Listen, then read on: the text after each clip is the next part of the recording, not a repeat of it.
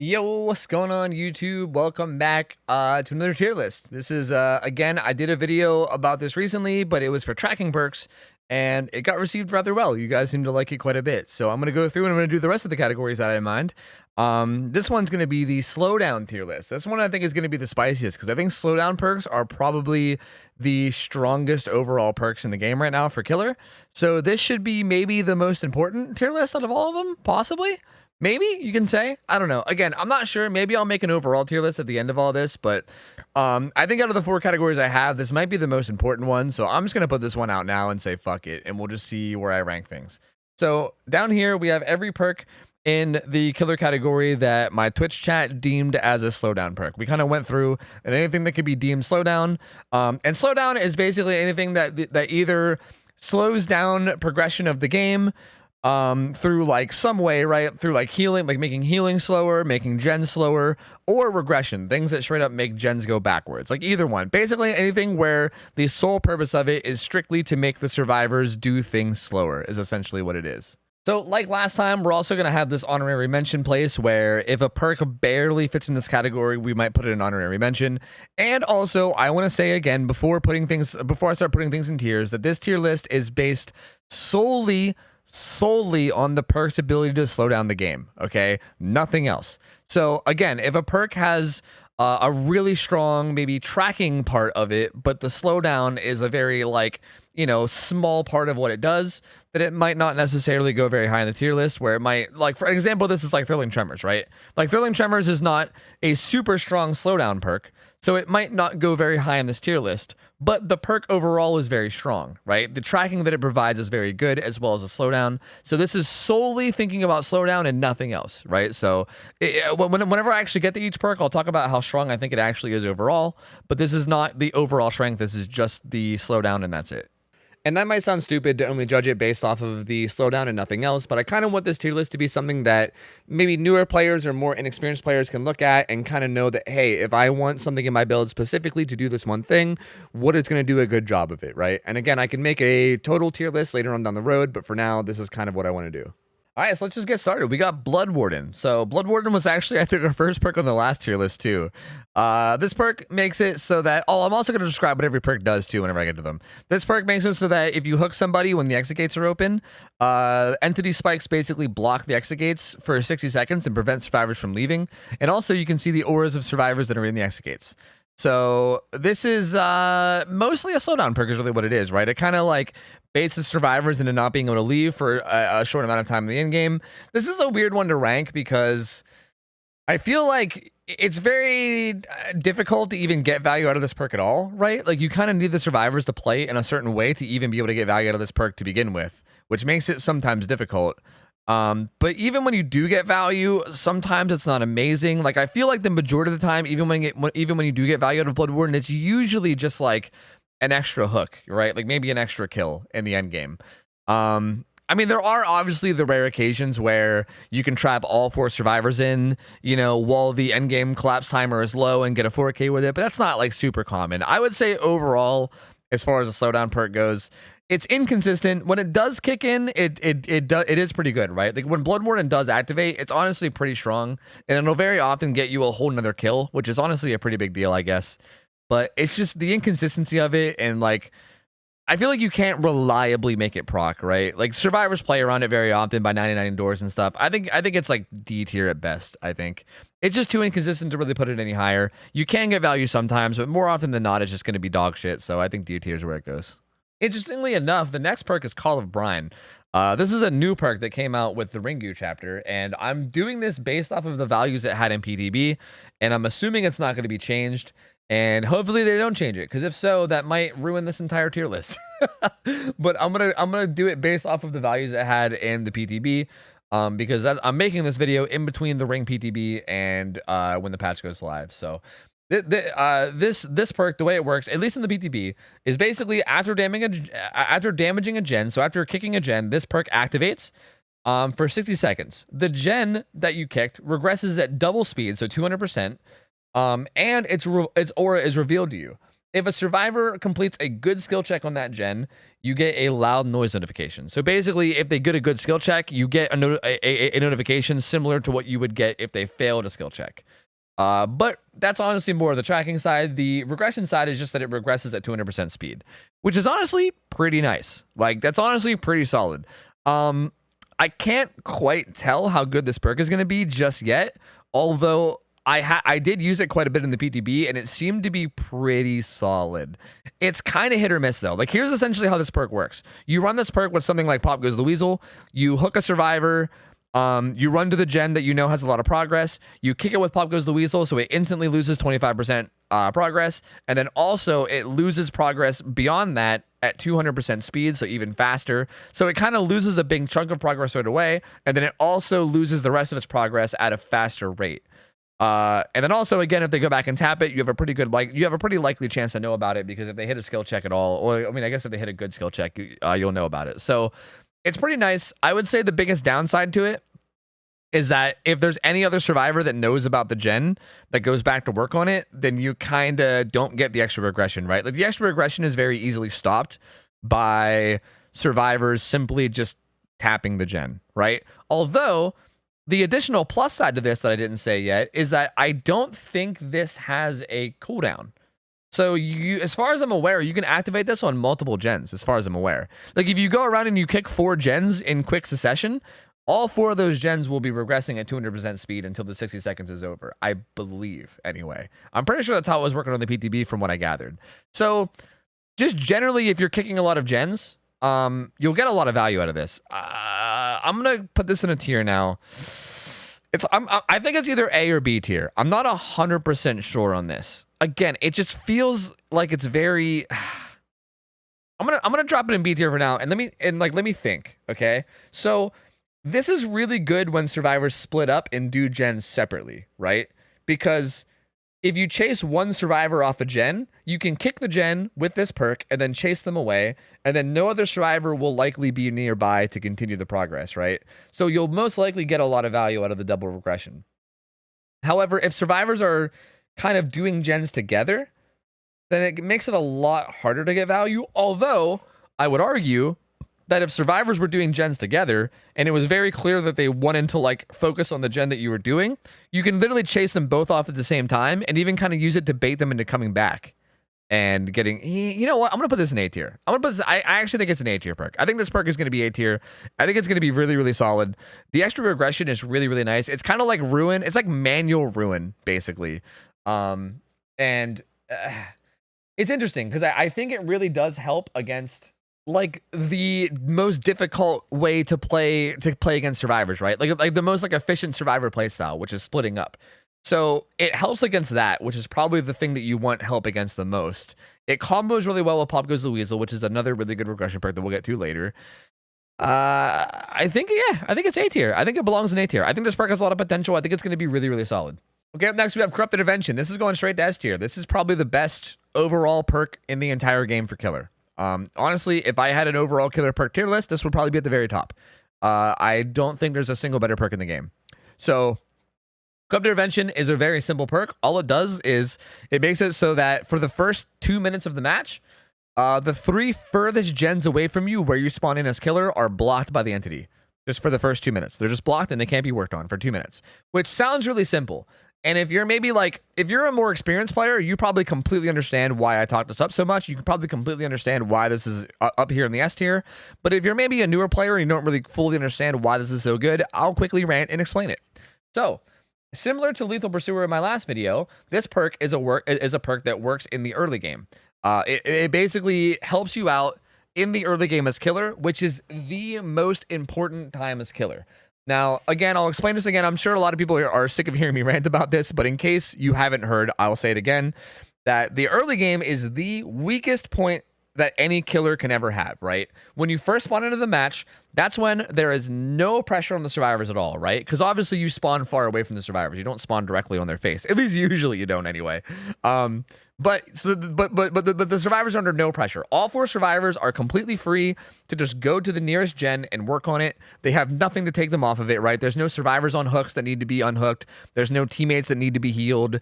There's nothing that needs to be done other than just them doing gens, right? There's no pressure on them whatsoever. And on top of that, they also have all their resources. All the pallets are still up. They're all ready to be thrown. So it's like the best single position for survivors to be in and the worst position for killer to be in, right? It's when you're at your absolute weakest as killer. Now, if you're running a killer that isn't like a super high tier killer that can just get a down super quickly, it's pretty much expected if you're going against decent survivors. If you don't have corrupt intervention and you're playing like not a very, very, very high tier killer, it's almost like expected that you'll lose like 2 gens by the time you get it down, because that's just really how it is. The survivors have like every single tool in the map to use, right? They have all the pallets, and if they are just like even remotely good in chase, like if they're good at looping, or even if they just play really safe and throw pallets and play super safe, it's going to take a long time to get it down, right? And until you get it down, it's kind of hard to create pressure. It's hard to create enough pressure to get people off gens anyway, unless you're doing like hit and run strats, but even that doesn't really get them off gens that much, right? You're more than likely going to lose a lot of gens in the early game if you don't have corrupt and you're playing like a lower tier killer. Sometimes even on a higher tier killer, you'll still lose a lot of gens into the game. This perk kind of like, it kind of helps you bypass that early game struggle that you have where you kind of have no pressure at all, because it basically makes it so that the survivors are more than likely spawning right on top of block gens and they can't work on them, so they have to like run around first before they can find one. On top of that, another big thing it does is it kind of like, it basically effectively cuts the map in half, right? For the first 2 minutes of the map, you don't really have to worry about the blends, the gens that are blocked. I was gonna say the blends that are gawked. You don't have to worry about the gens that are blocked with corrupt intervention because they're kind of irrelevant, right? They can't be worked on. So, for instance, if 3 gens across the map are blocked, you don't really have to patrol those gens, right? You don't have to go out that way as killer. You can kind of just stay in the 4 gens that are near you and patrol them and look for survivors. So it kind of like cuts the map in half for the first 2 minutes, and it makes it a lot easier to find survivors as well, right? Because they're kind of herded into you. They have to come to you to work on gens because the only gens that are unblocked are the ones that are close to you. So it helps you find survivors early. It prevents them from doing gens early. It cuts down the map to a very, very small size. This is just by miles the best early perk in the game. It's the best perk in general in the game for killer. It's literally the strongest perk in the game. I have no doubt in my mind, at least on the killer side, it's the single strongest perk in the game. And on top of that, it also can help you create a lot of 3-gen scenarios in the end game, in the end game, right? If you get 3 gens across the map that all get blocked, you can possibly end up having those 3 gens in the end game that you can kind of do like a 3-gen scenario with, where you kind of protect all 3 of them to prevent them from getting the last gen done. There's just so many situations. Like there's so many things that this perk does. It's honestly hard to even explain it all quickly. Like it stops gen rushing from happening in the early game. It kind of herds the survivors into you. It cuts the map in half. It helps you with potential 3 gens in the future. And it might sound stupid to say that a perk that goes away after 2 minutes is the best perk in the entire game. Like that might sound absurd, but I am extremely confident, extremely confident this perk is nuts. There's a reason why when you watch like tournaments and stuff, that this perk is literally 100% ran on killers. Like it's basically a given that every single killer is running this perk because it's just honestly that good. It's insane. Moving right along to Caulrophobia. This perk makes it so that when a survivor is within your terror radius, they heal 50% slower, which is a lot slower. That is a lot slower. Like that is very heckin' slow. This perk is kind of cheeks.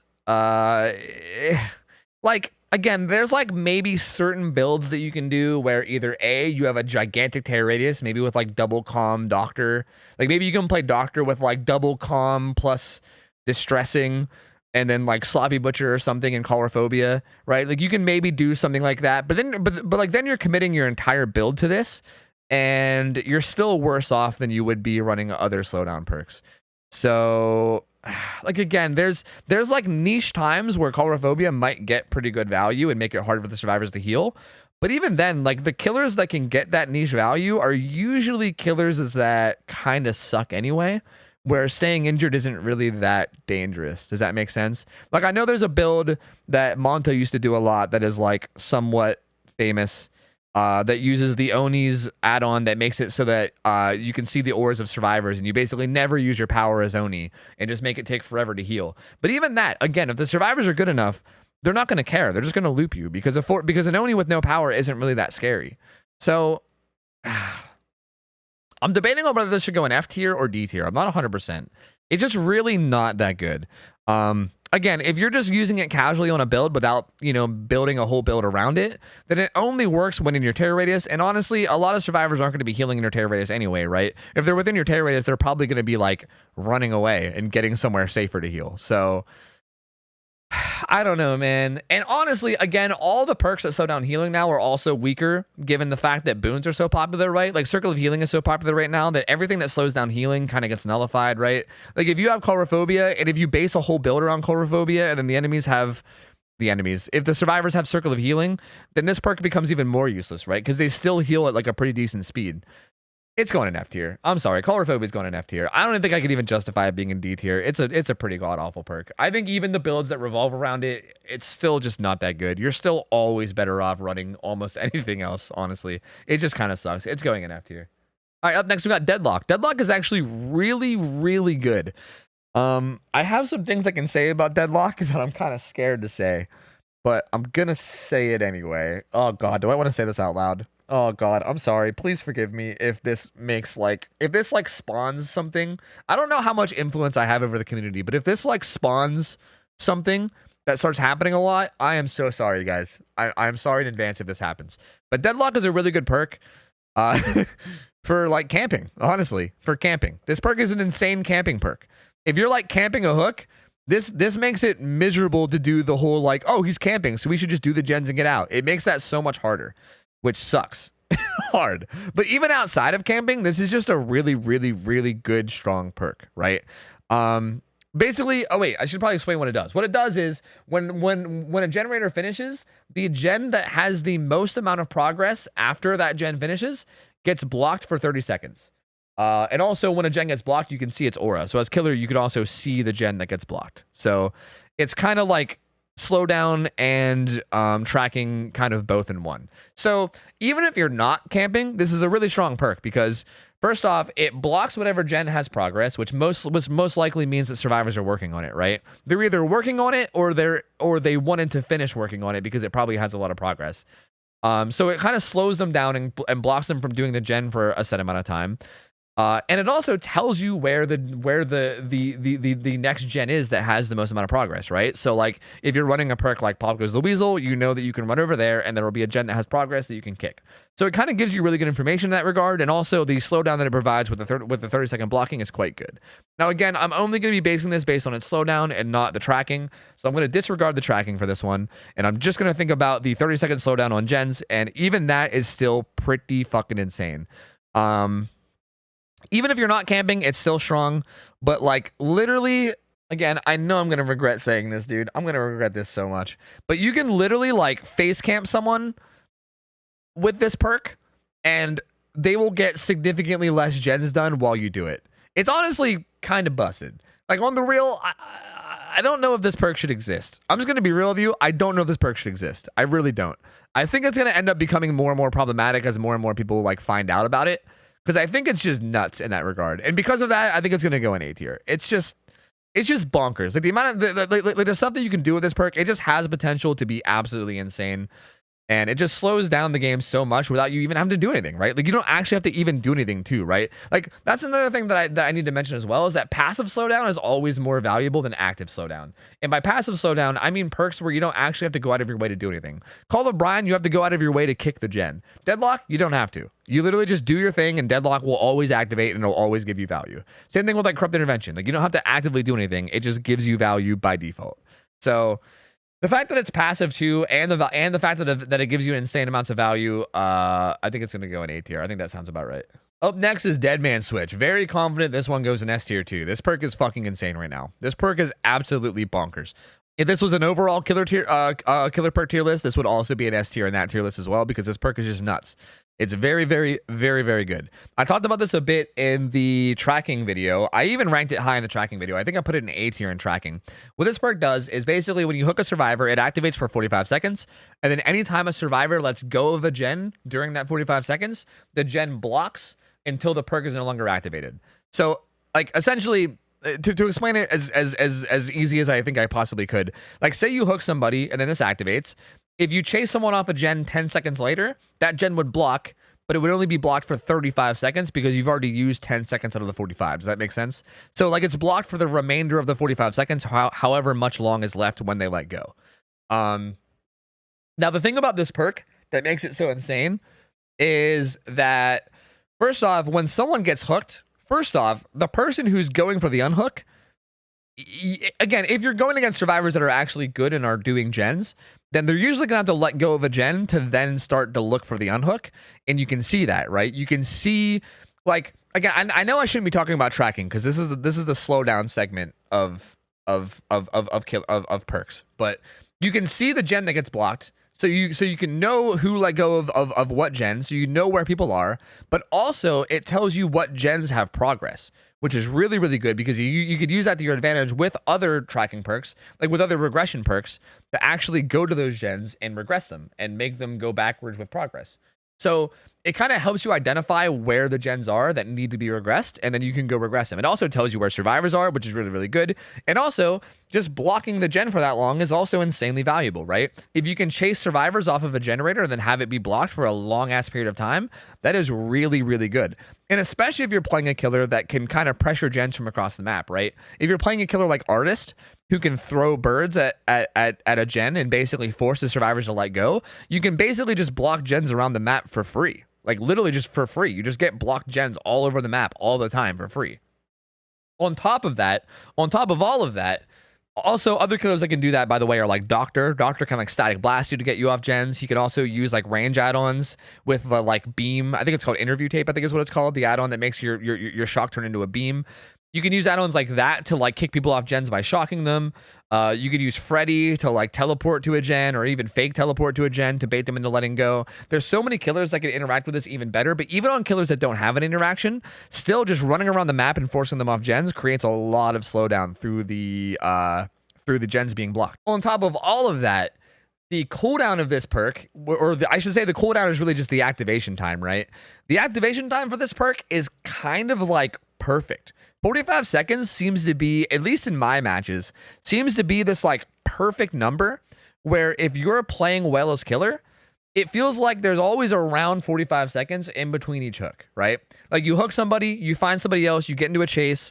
If you manage to end a chase relatively quickly, the chase usually lasts somewhere between, like, I feel like 30 seconds would be super fast, and I feel like around like 45 seconds to a minute would be like a good, like a pretty decent to good chase. And then, sometimes it would go a little bit longer if the survivor's kind of juicing you a bit. But generally speaking, what ends up happening to me in my games is that Deadman Switch, if I'm playing decently, Deadman Switch is almost always active. Like, if I'm actually playing well and getting hooks decently often, this perk is active like practically the whole fucking match. Like, it's active more than it's not active. So anytime people are letting go of gens throughout the match, it's just blocking in their face. Like, there's just constantly gen blocks happening all over the map as long as you're like getting a lot of hooks, right? It all just boils down to how you play too, though, right? If you're not actually able to get hooks decently often, then this might give you less value.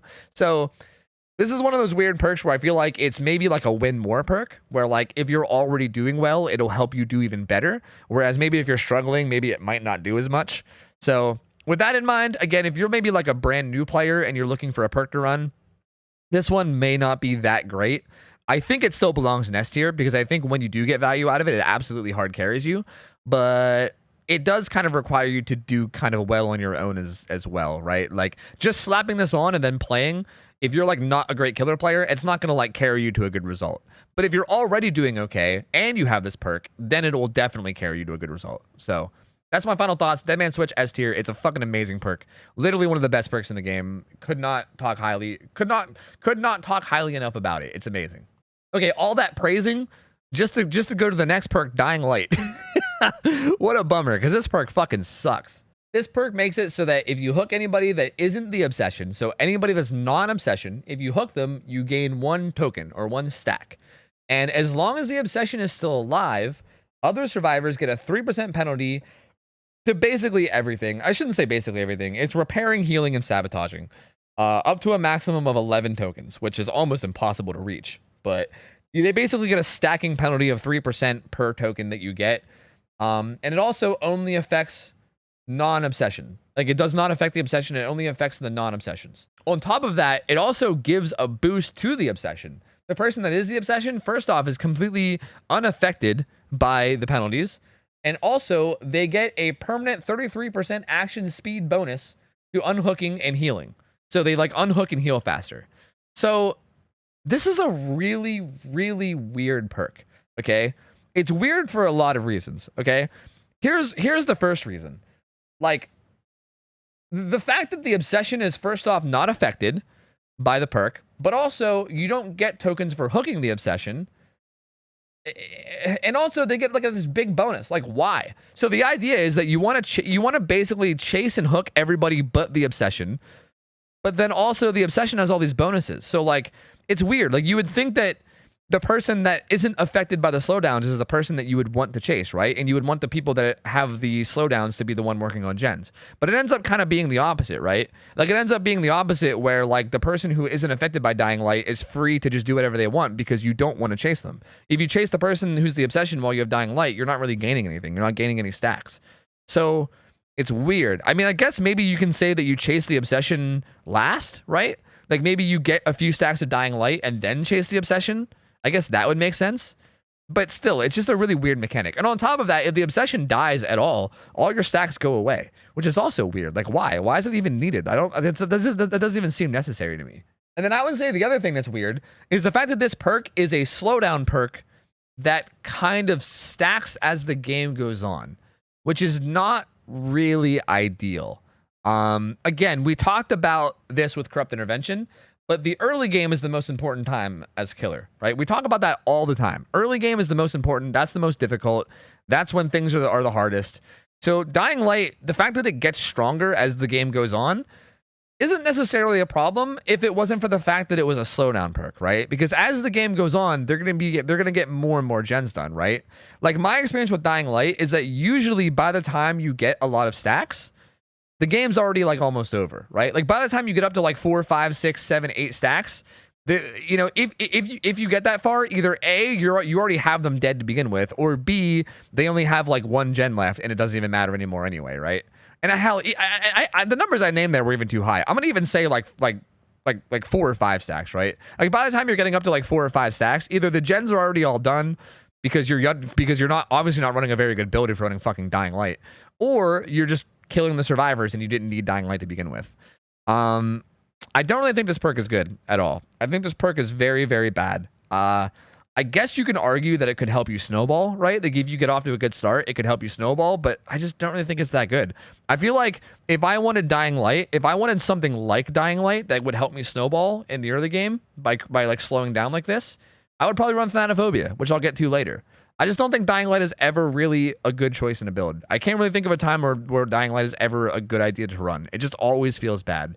And again, it also buffs the survivors in a weird way too, which is just like, why? So it's going in F tier. I think Dying Light's a horrible perk. I would say it fits right along the same lines of Caulrophobia. They're both very, very bad, and I could never really see a time that I would want to run them. So, yep, F tier it goes.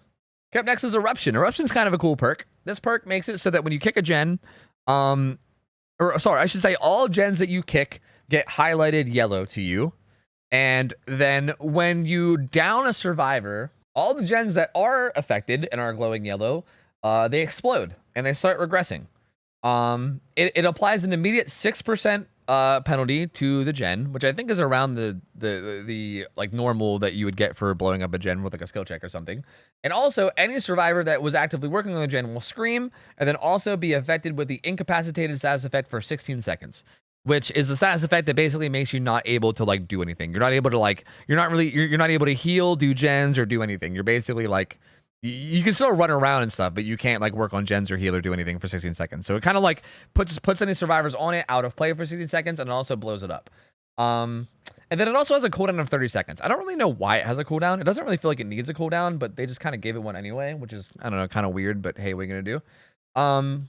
This perk is, I'm torn about it because like it's okay. It's not terrible, but it's not great. The main issue I have with this perk is that you actively have to go around kicking gens in order to get value out of it. And truth be told, kicking gens is really not that good to do.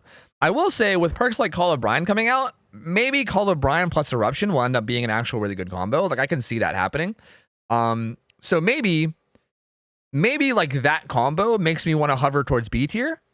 But I feel like looking at this perk completely solo without the possibility of a big combo like that, I feel like I'm looking at about C tier with this. I feel like I'm looking at right around C tier with this. I don't think it's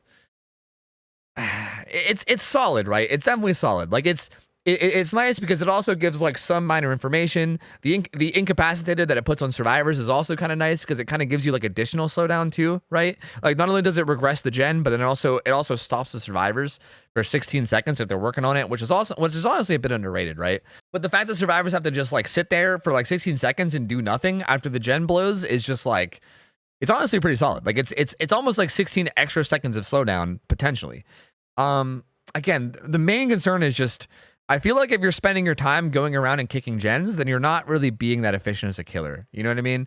Again, this is a big mistake that I think a lot of killer players make, is that they kick gens too much. Because at the end of the day, the best way to create pressure and to stop gens from getting done is by getting downs, right? Forcing the survivors into altruism is the best way to stop gens. And it's a big mistake that I see killer players doing where they like don't take chases and they instead go around kicking gens, where like it might be better to just take a chase and try to get a down really quickly. Like getting a down is way better than like regressing 5-10% of a generator. You know what I mean? So again, this makes kicking gens a little bit more viable, and maybe if you make a whole build around it, maybe it can be solid. On its own, it's even still okay, but it's not amazing. It's better than Blood Warden for sure. I think C tier is where it belongs. I think this is like maybe the perfect tier for a perk like Eruption, so it's going to go there. Also, Call of Brine might end up moving down by the end of this tier list. The more I'm looking at this might end up moving down to B tier. At the end of this video, I'm going to go through it. I'm going to like maybe make final adjustments just like always, but the more I'm thinking about this perk, the more I'm wondering. Anyway, let's move on to Grim Embrace. Grim Embrace is a perk where it kind of works similar to Barbecue and Chili and No Way Out, in the sense that you get stacks for each unique hook that you get. So like all 4 survivors are basically, they count as one unique hook. So every time you hook a survivor for the first time, you get a stack. So with this perk, when you actually get to 4 stacks, what it does is it activates and it will block every gen on the map for 30 seconds. Sorry, 40 seconds. 40 seconds. I just looked it up to be sure. 40 seconds. I thought it was 30, but it turns out it's 40. So it blocks every single gen on the map for 40 seconds, which is pretty fucking nuts. Like that is kind of nuts. Also, the aura of the obsession is also revealed to you for 5 seconds, which is not really a slowdown part. That's more of like a tracking part, which is, I guess, kind of neat, right? Because if you want to chase the obsession around while the gens are blocked, you can do so, which is pretty cool. Now, this perk is interesting. I don't really know how to tier it. I think it has potential to be kind of good, but it's also really hard to say, right? Here's the thing. Like, you can maybe make the argument that you can use this to like camp the hook that you get, right? Because it blocks every single gen for 40 seconds, and a hook state is 60 seconds. So you can kind of like run. See, I don't think that's the best way to use it, though. Probably the best way to use it is to actually like run around and try to get hits, because you know that no one's doing gens, so you're kind of free just to do whatever you want. I mean, the effect that it gives you is strong, right? Like blocking every single gen on the map for 40 seconds is very strong. Especially the fact that it gives you an aura to actually find somebody to chase too makes it even better still, because it's not like you are sitting around doing nothing. Like you generally know where at least one person is. As long as the last person you hooked wasn't the obsession anyway, then you generally know where at least one person is. So this is a bit hard to rank. I will say another thing that I'm trying to take into account as well is that if you're going against a really, really tough group of survivors, like a really solid group, sometimes you can't even get this perk to activate at all, right? Which is also a thing to take into consideration. It's almost got the like Blood Warden factor of like being kind of inconsistent to think about, you know? Like I've definitely had games where I've ran this perk and I just can't manage. Like there's one survivor that I just can't manage to hook, whether they're hiding while everyone like slams gens, or whether they're just really good at looping and they always play really safe and like careful and they always position well or something. Sometimes you get games where you just can't get this activated, right? And then all the gens pop before you can even get your 4th stack. So that has to play a role as well, right? But when this does activate, the actual thing it gives you is very, very good. And I would say if you're, again, it's kind of like Dead Man Switch, where if you're already doing pretty good, this will definitely help you do even better still. I think this one's tough. I'm hovering for B or C tier is where I'm hovering. And I think I'm feeling more B tier for this. Because again, when it activates, super strong, dude. Super strong. Like it literally just completely shuts down the game for 40 seconds. I mean, you can maybe argue that during that 40 seconds, survivors then just have a chance to maybe like heal up and stuff, right? Like, I guess it depends a lot on what's going on in the game right now, right? Like if every survivor is injured, then this perk becomes less valuable because it blocks the gens, but then the survivors are like, oh, hey, the gens are blocked. We have nothing better to do. Let's just heal up. And then by the time they're done healing, all the gens are unblocked, right? But if the survivors are full health and they have nothing better to do other than doing gens, and then this perk kicks in, then they're like, well, shit, now we literally just do nothing for 40 seconds. Like there's literally nothing to do. Like we can maybe set up for the unhook, but outside of the unhook, like there's nothing else that we can do besides just sit around and wait for these to stop being blocked. So I think I'm gonna keep it in B tier, but I'm torn about it. If you wanted to tell me this belonged in C tier, I would believe you. If you wanted to tell me this belonged in A tier, I would maybe still believe you. But I think I'm just gonna put it right in the middle of the two on B tier. I think that makes the most sense to me as B tier. Plaything is the next one. This one is interesting. It's funny that we put this one in Slowdown because a lot of people are probably like, why the fuck is Plaything in Slowdown? Because what Plaything does is it makes it so that the first time you hook a survivor, a doll totem will activate and become their Plaything totem. And as long as their Plaything totem is active, then that survivor is affected with Oblivious. Also, that totem can't be cleansed by any other survivor for, I believe it's 90 seconds. Yeah, 90 seconds. For the first 90 seconds, only the person who the totem is tied to can cleanse it. But also the aura of the totem is revealed to that survivor for up to 16 meters. So you can see the aura of your own Plaything totem for 16 meters. Only you can cleanse it for the first 90 seconds. And as long as it's up, you're oblivious, is what it does. So this is obviously more about Oblivious than anything else. It's probably more of a utility perk than anything else. But I will say that it surprisingly gives a decent amount of slowdown, right? Because there are a lot of survivors in the game that don't want to be oblivious. They really don't want to be just running around oblivious. You know, that's not very fun to do a lot of the times, especially depending on what killer you're going against. So a lot of survivor players will go out of their way to look for their Plaything totem instead of doing gens, which if all 4 survivors do that, that's a big chunk of time, right? That's a real big chunk of time. Although it is also perfectly reasonable for survivors to just completely ignore their Plaything totem and just do gens anyway. And it happens all the time, right? If you guys watch my Pentimento series I did, you probably know that happens all the freaking time. So it's kind of hit or miss, right? Like when they make it a point to go for their totems, it's really good slowdown. If they don't make it a point to go for their totems, then you get a lot of value out of the oblivious, but that's not a part of the slowdown tier list. That's a part of the utility tier list. So we'll come back to that later. Because of its inconsistency, I think I'm going to put it in about C tier. I think in the event that all 4 survivors make it a point to go look for their hex totem, honestly, I would put it higher. But again, the fact that just doesn't happen every game, there's a lot of games where they just don't do that and they just slam gens instead. And then you almost, I wouldn't say you have a dead perk, but like it sometimes feels that way, right? Like sometimes it feels like you almost have a dead perk because they just get gens done super fast because there's nothing really to slow them down because you use one of your perk slots on Hex Plaything instead of an actual good slowdown perk. And then, then they get slowed down less and then they just get the gens done and then you get really sad, right? So I don't know. I think C tier is where it belongs. It's hit or miss. It can sometimes get you a ton of value. Sometimes it gets you very little.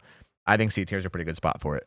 Next up is Undying. I'm not really sure why this is in Slowdown. This must have been the Twitch chat thing again, where they were like, actually, Tofu, technically Undying is Slowdown because it makes you cleanse a second totem, which like I'm just gonna put this in honorary mention. I don't really think this belongs in this tier list.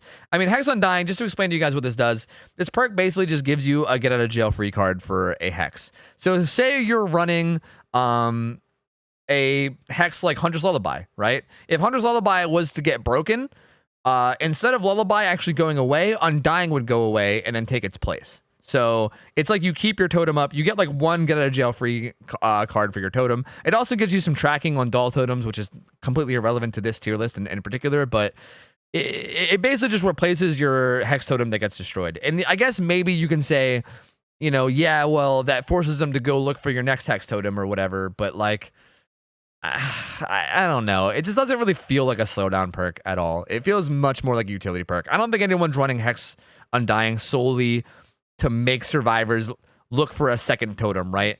I mean, I guess that is what they're doing, but they're not thinking about it from the point of view of, let's make them waste time looking for more totems. They're thinking about it from the point of view of, I want my other totem to stay up, right? Like, if you're running, like, Ruin, you're doing it because you want Ruin to stay up. You're not doing it because you want them to find Ruin twice. You're doing it, well, I guess that is what you're doing. But you get my point, right? It's not about the slowdown. It's about keeping up the other perk is what it's about. So it's going in honorary mention. This is the most confusing explanation. I feel like I keep going back and like arguing with myself, but I just know that it's going in honorary mention. I don't think it belongs in this tier list at all, so it's going right here. Next up is Lullaby.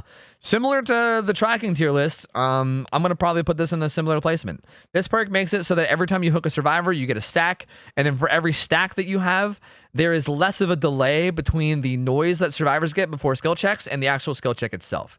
So if you guys don't know what I'm talking about, when survivors are working on a gen or healing or whatever, and they get a skill check, there's like a little ding sound that happens before they get their skill check.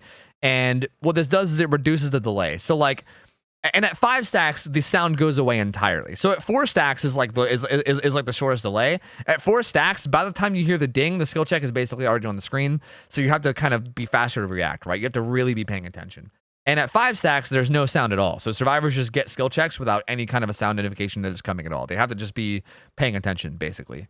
But that being said, it's not that hard for survivors to just pay attention, right? Like, paying attention is really not that difficult, and most survivors are really good at skill checks.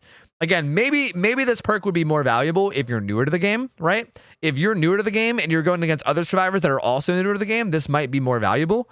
So maybe if you're like starting out, this has a bit of potential. Even in that case, I would still only put it in like C tier, right? If every single person in the game was new, killer and survivors included, I would still probably only put this in like C tier, maybe. But assuming that you're going against survivors that like know what they're doing at all, this is F tier and it's not very good, and I would not really consider running it ever. It's pretty bad perk. I would put it in F tier in the overall tier list as well. It's just a pretty terrible perk. On top of everything I said too, it also is a hex perk, which means it can be broken, right? On top of the effect just not being that strong to begin with. Oh, I also forgot to mention that when someone misses a skill check, they get extra regression on whatever it is that they're doing. So if they're doing a gen, they get like an extra, like, I think 6% regression when they miss a skill check. So again, if you get people that suck at skill checks, this actually could get a bit of value, but again, it's just unlikely. It's very unlikely. This game's been out for 6 years almost. It's pretty unlikely to get survivors that like suck at skill checks. It does happen, but it's pretty unlikely. And also, again, it's a hex totem, so like it can get broken, right? It's a hex totem that requires you to get stacks. So it's a hex totem that works the longer the game goes on. And also, the survivors find out about it the second they get a skill check. So they already know it's up right away. They know to look for it. It requires getting stacks before it can be useful. And then it can then be broken. Even when it does have stacks, the effect's not that strong. God, I can rant about this perk all day. It's just terrible. It's a terrible perk. F tier it goes. Okay, next up is Merciless Storm. This is another one of the new perks that's coming out with the Ringu chapter. This perk makes it so that when a gen is repaired to 90%, the survivor or survivors working on the gen will get hit with rapid fire skill checks. And if they mess up one of these skill checks, then the gen gets blocked for 20 seconds. Like the entity comes out with claws and they block it for 20 seconds. Now, these skill checks that they get are similar to the yellow glyph. If anyone's done the yellow glyphs in the archives, it's very similar to that. It's basically like a skill check that keeps going around, and every time you hit the skill check, it'll pop up somewhere on the other side. So you have to keep hitting it over and over and over again. It's actually not super easy. It's really not. Again, survivors in the current day and age are really good at skill checks. And again, this is something that as survivors get more experience with, they're just going to keep getting better and better with. So I don't really see it being that good, although it might activate a few times. So again, I think any perk that kind of relies on the survivors to mess up skill checks, not really that good, right? Like, survivors are fucking trained in skill checks, man. Survivors have been doing skill checks for years. A lot of people have been running like Decisive Strike for years and nailing Decisive Strikes and nailing those skill checks for years. Like, if there's one thing survivors are good at, it's skill checks, man. Like, they've been doing that shit forever. And I think if your perk relies on them messing up skill checks to get value, then it's probably not going to get that much value, right? This also can only be activated one time per gen per match. So like, for instance, something that could be interesting is having this perk activate. Maybe maybe running this with like Tinker, right? And then when Tinker goes off, you start heading over to the gen, and then you chase the survivors off. I forgot to say that if the survivors let go as well, it also blocks. So they have to either fail one of the skill checks or let go.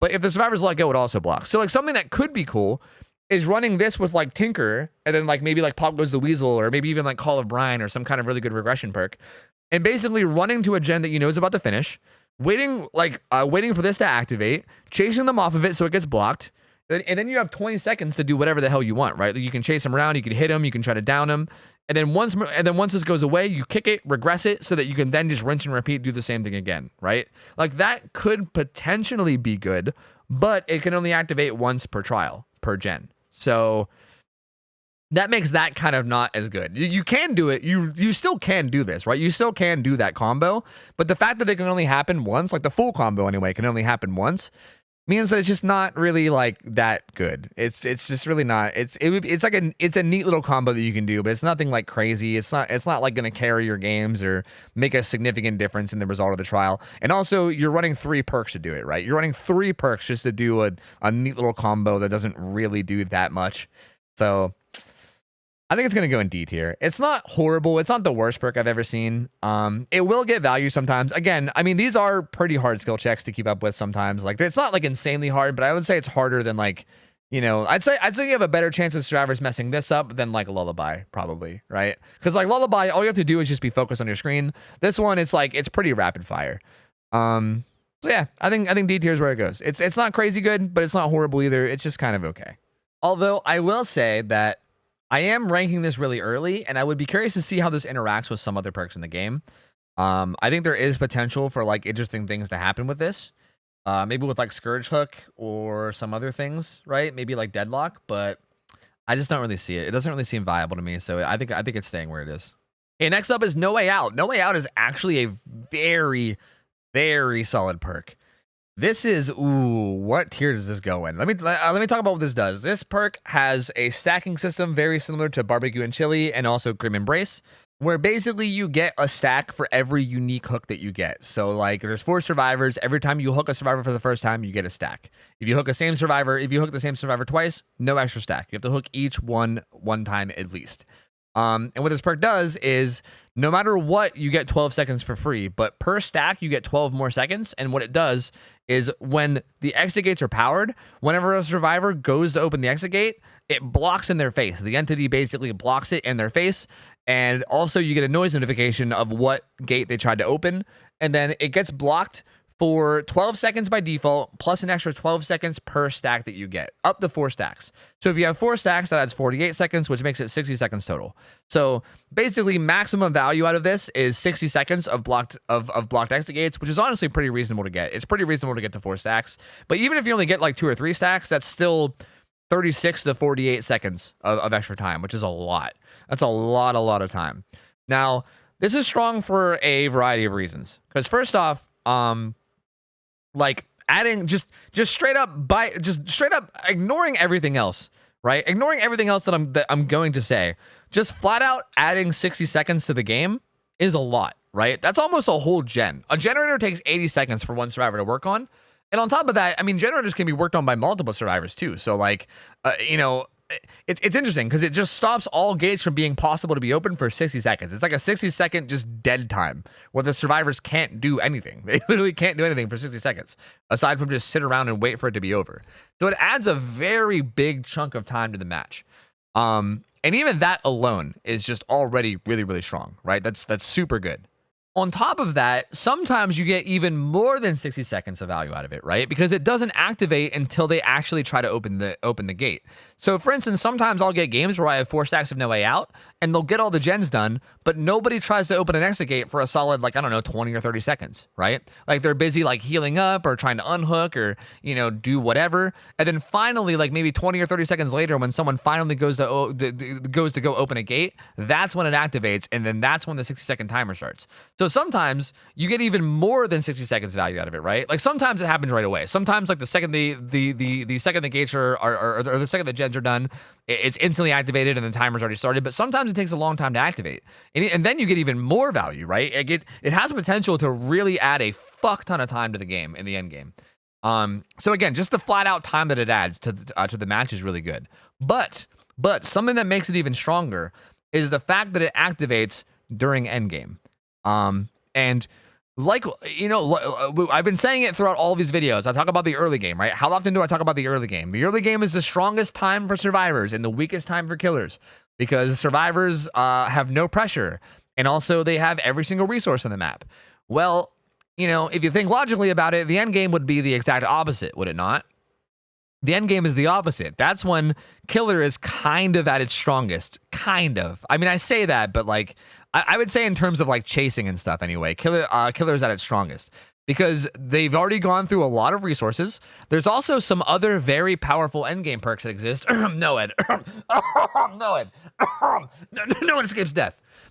Sorry, I think I was getting sick there. I don't know what's happening. But other really strong endgame perks exist as well. On top of the fact that in the end game, that's when survivors will have the least amount of resources, right? That's when you already have gone through a lot of the pallets. A lot of the areas in the map will be big dead zones because of pallets that are already gone and everything. And it's kind of when you're the most powerful. So the mix of combining this with other endgame perks, plus the fact that the map is most likely relatively low on pallets, at least compared to the beginning, and as well as the fact that it just adds a huge chunk of time, makes this perk really, really good. Like really strong. So strong that I think I'm gonna put it in S tier. I think it belongs in S tier. I think it's that good. I was debating on A tier versus S tier, but I think it goes in S tier. This is really hard. Like a lot of these perks are really hard to tier out exactly where they go, but I think S tier is where it belongs.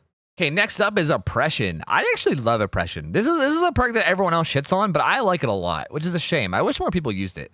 Oppression's a perk where basically when you kick a generator, up to 3 other random generators on the map start regressing. And also, if anybody is working on one of those gens that start regressing, they get hit with a very difficult skill check, similar to like Decisive Strike. And if they miss that skill check, then it blows up the Jenny, and obviously you like get a notification about it, and it like regresses the gen or whatever, right? So it's kind of cool. It's kind of like you kick one gen and it gives you like quote unquote global regression. I'll go ahead and just say global regression. Like it's the gen that you kick plus 3 others. Like how often are you ever going to have more than 4 gens that have progress at the same time, right? There's a total of 7 gens that spawn on the map at once. Like that's the most that's ever on the map at the same time is 7, right? So it's pretty unlikely that you have 5 or more gens that have progress, you know? So usually when you kick a gen with Oppression, usually it's every gen that has progress goes into regression, usually, which is pretty nice, right? Like I talked about it earlier, how like kicking gens is often a waste of time. This kind of makes it a lot less of a waste of time because you regress everything. This is really, really good when combined with things like surveillance, because then it gives you information on when they work on the gen again. It can be used with a lot of different things. Like I think like pop oppression surveillance is like one of my more favorite builds to run on killers. And I wish you saw that kind of stuff more, but unfortunately you don't. I think it's a bit underrated in that regard. Although, if we're looking at this perk completely individually, right? I'm not going to think about the synergy it has with surveillance or pop or anything like that. Just individually looking at this perk, I think it's solid. I don't think it's amazing. I think it's solid. I think it's just okay, right? Again, you still do have to take the time to kick gens, which can be a big time sink, right? Again, I struggle a lot of my times to find, in a lot of my games, to find actual time to kick gens, because so often it feels like you're better off not kicking gens and instead just getting downs, right? It feels like the more you get downs, the better off you are. And stopping to kick gens just means that any survivor that's nearby has a chance to run the fuck away, which makes your next chase take way longer, and it's just usually not worth kicking gens. So this makes it more worth it to kick the gen, because obviously you regress everything around the map. Again, another unfortunate side effect of it is that as far as affecting other gens, like if a survivor's on the gen, they get hit with a skill check, and you need them to fail the skill check in order to get any value out of that segment. which again, relying on survivors failing skill checks, especially DS skill checks, right? Again, if there's one thing survivors have a lot of practice with, it's fucking hitting decisive strike skill checks, right? Like, come on. I think everybody that's ever played this game knows how often survivors hit decisive strike skill checks. Killers obviously know because they get DS all the time, and survivors who are sick of getting tunneling and run DS, they obviously know too. Everybody knows survivors are good at hitting DS skill checks. So that part of the perk is a lot weaker, but I still think the like global regression that you get just for kicking a gen. Oh, I forgot to mention this perk also has a cooldown. Ooh, it has a pretty bad cooldown too, doesn't it? Hold on, let me see what it is. Oh yeah, 80 seconds. Oh god, I forgot about it, man. I didn't Google it because I use this perk a decent bit, so I was just gonna go off memory, but I forgot, dude. 80-second cooldown is actually really brutal. I was gonna put it in C tier, but after remembering the 80-second cooldown, I'm wondering if I should put it in D tier. I don't know. I still think I'm gonna put it in C tier, but very reluctantly. I think I'm gonna very reluctantly put it in C tier. I don't think it'd be crazy to put this in D tier. I think if that cooldown was just completely removed or maybe like reduced by a large chunk, I think it would be very comfortably in C tier. But that cooldown is brutal, man. 80 seconds is a long time. That's a huge cooldown for something like this. That isn't even that strong. So yeah, I think C tier is where it goes. I think it's probably around the same level as like Eruption, Plaything. Yeah, I think that looks about right. Up next is Pop Goes the Weasel. This has been a popular slowdown perk for a very, very long time. Pretty much ever since its release. This perk makes it so that after you hook a survivor, this perk activates for 45 seconds. And if you kick a gen in that 45 seconds that it's active, the gen will instantly regress 25% of the progress of the gen. And that's really all there is to it. Like, it's honestly quite simple. You just, if you kick a gen within 45 seconds of getting a hook, big chunk of gen progress gone. This perk is very solid. Again, I feel like sometimes you end up shooting yourself in the foot with this perk because you like give up a potential chase to regress gens, which is sometimes not worth it. Like, again, there's some situations where like you run up to a gen that's being worked on and you can maybe potentially have a really good chase at like maybe a bad area of the map, but there's a gen that's like 80-90% done and you're like, ah, shit, what do I do? And you stop to kick the gen instead, and then that survivor runs way across the map to a safer area, and then maybe you have no good chase afterwards, right? And then you find yourself kind of in like a bad spot. Like, there's sometimes like that where this perk can end up shooting yourself in the foot just because stopping to kick gens, again, a lot of the times kind of ends up hurting you. Like, I can't stress that enough. I still think people kick gens way too much. Although I feel like kicking a gen with pop is almost never a bad thing. Like, even in that scenario, you're still getting 25% of that gen. Like, that is a lot. That is a big chunk of gen progress, you know? So no matter what, it's always good. This perk can be really insane when you're getting downs consistently. Like, if you're getting downs very, very often, and also if you know that there's a gen that survivors are trying to get done, you can, like, dude, I can't tell you how many times I've ran this perk and I've gone back to the same gen and kicked it like 5-6 times in a match. Like, legit, like, regress a gen by like 150% throughout the match because they just keep working on it, but I keep getting hooks over and over again. Like, you can sometimes get insane value. And kicking a gen 5 or 6 times with Pop Goes the Weasel, that's a whole generator and a half. That's like making that's like giving the survivor 6.5 gens to complete instead of 5, which is a fuck ton. You know what I mean? That's a lot. That's a lot more gen. But again, I feel like you very often have to put yourself in a position where you're kicking gens even when you shouldn't with this perk, which again hurts it a little bit. If it wasn't for the fact that you have to go out of your way to kick gens, this would be an obvious S tier. I think even with it being the way it is, I still think you can make a case for it being S tier, but I think it's going to go into A tier instead. I think it's an A tier. I think this is like the definition of an A tier regression. It's very strong. Don't get me wrong. It's very strong. In the right scenario, it's insanely strong, like borderline OP strong. But there's also scenarios where it's like just okay. So I don't really feel like I don't think I have the confidence enough in it to put it in S tier, but it definitely doesn't belong anything lower than A. Like, A is like the lowest it goes by far. A lot of people might even be upset for me putting an A tier. A lot of people might want this in S tier, but I think A tier is where it goes. Up next is Remember Me. Every time I see this perk, I think of the statue of Bender on Futurama, where he goes, "Remember me," and then blows fire. I don't think anyone knows what the fuck I'm talking about. Anyway, Remember Me is a perk. It's a Freddy perk where each time the obsession loses a health state by any means, this used to be only basic attacks, but they changed it semi-recently, where if the obsession loses a health state by any means, then you gain a token. And you can get up to a maximum of 4 tokens And for each token that you have, it adds 4 seconds to the exit gates. How long it takes to open the exit gate.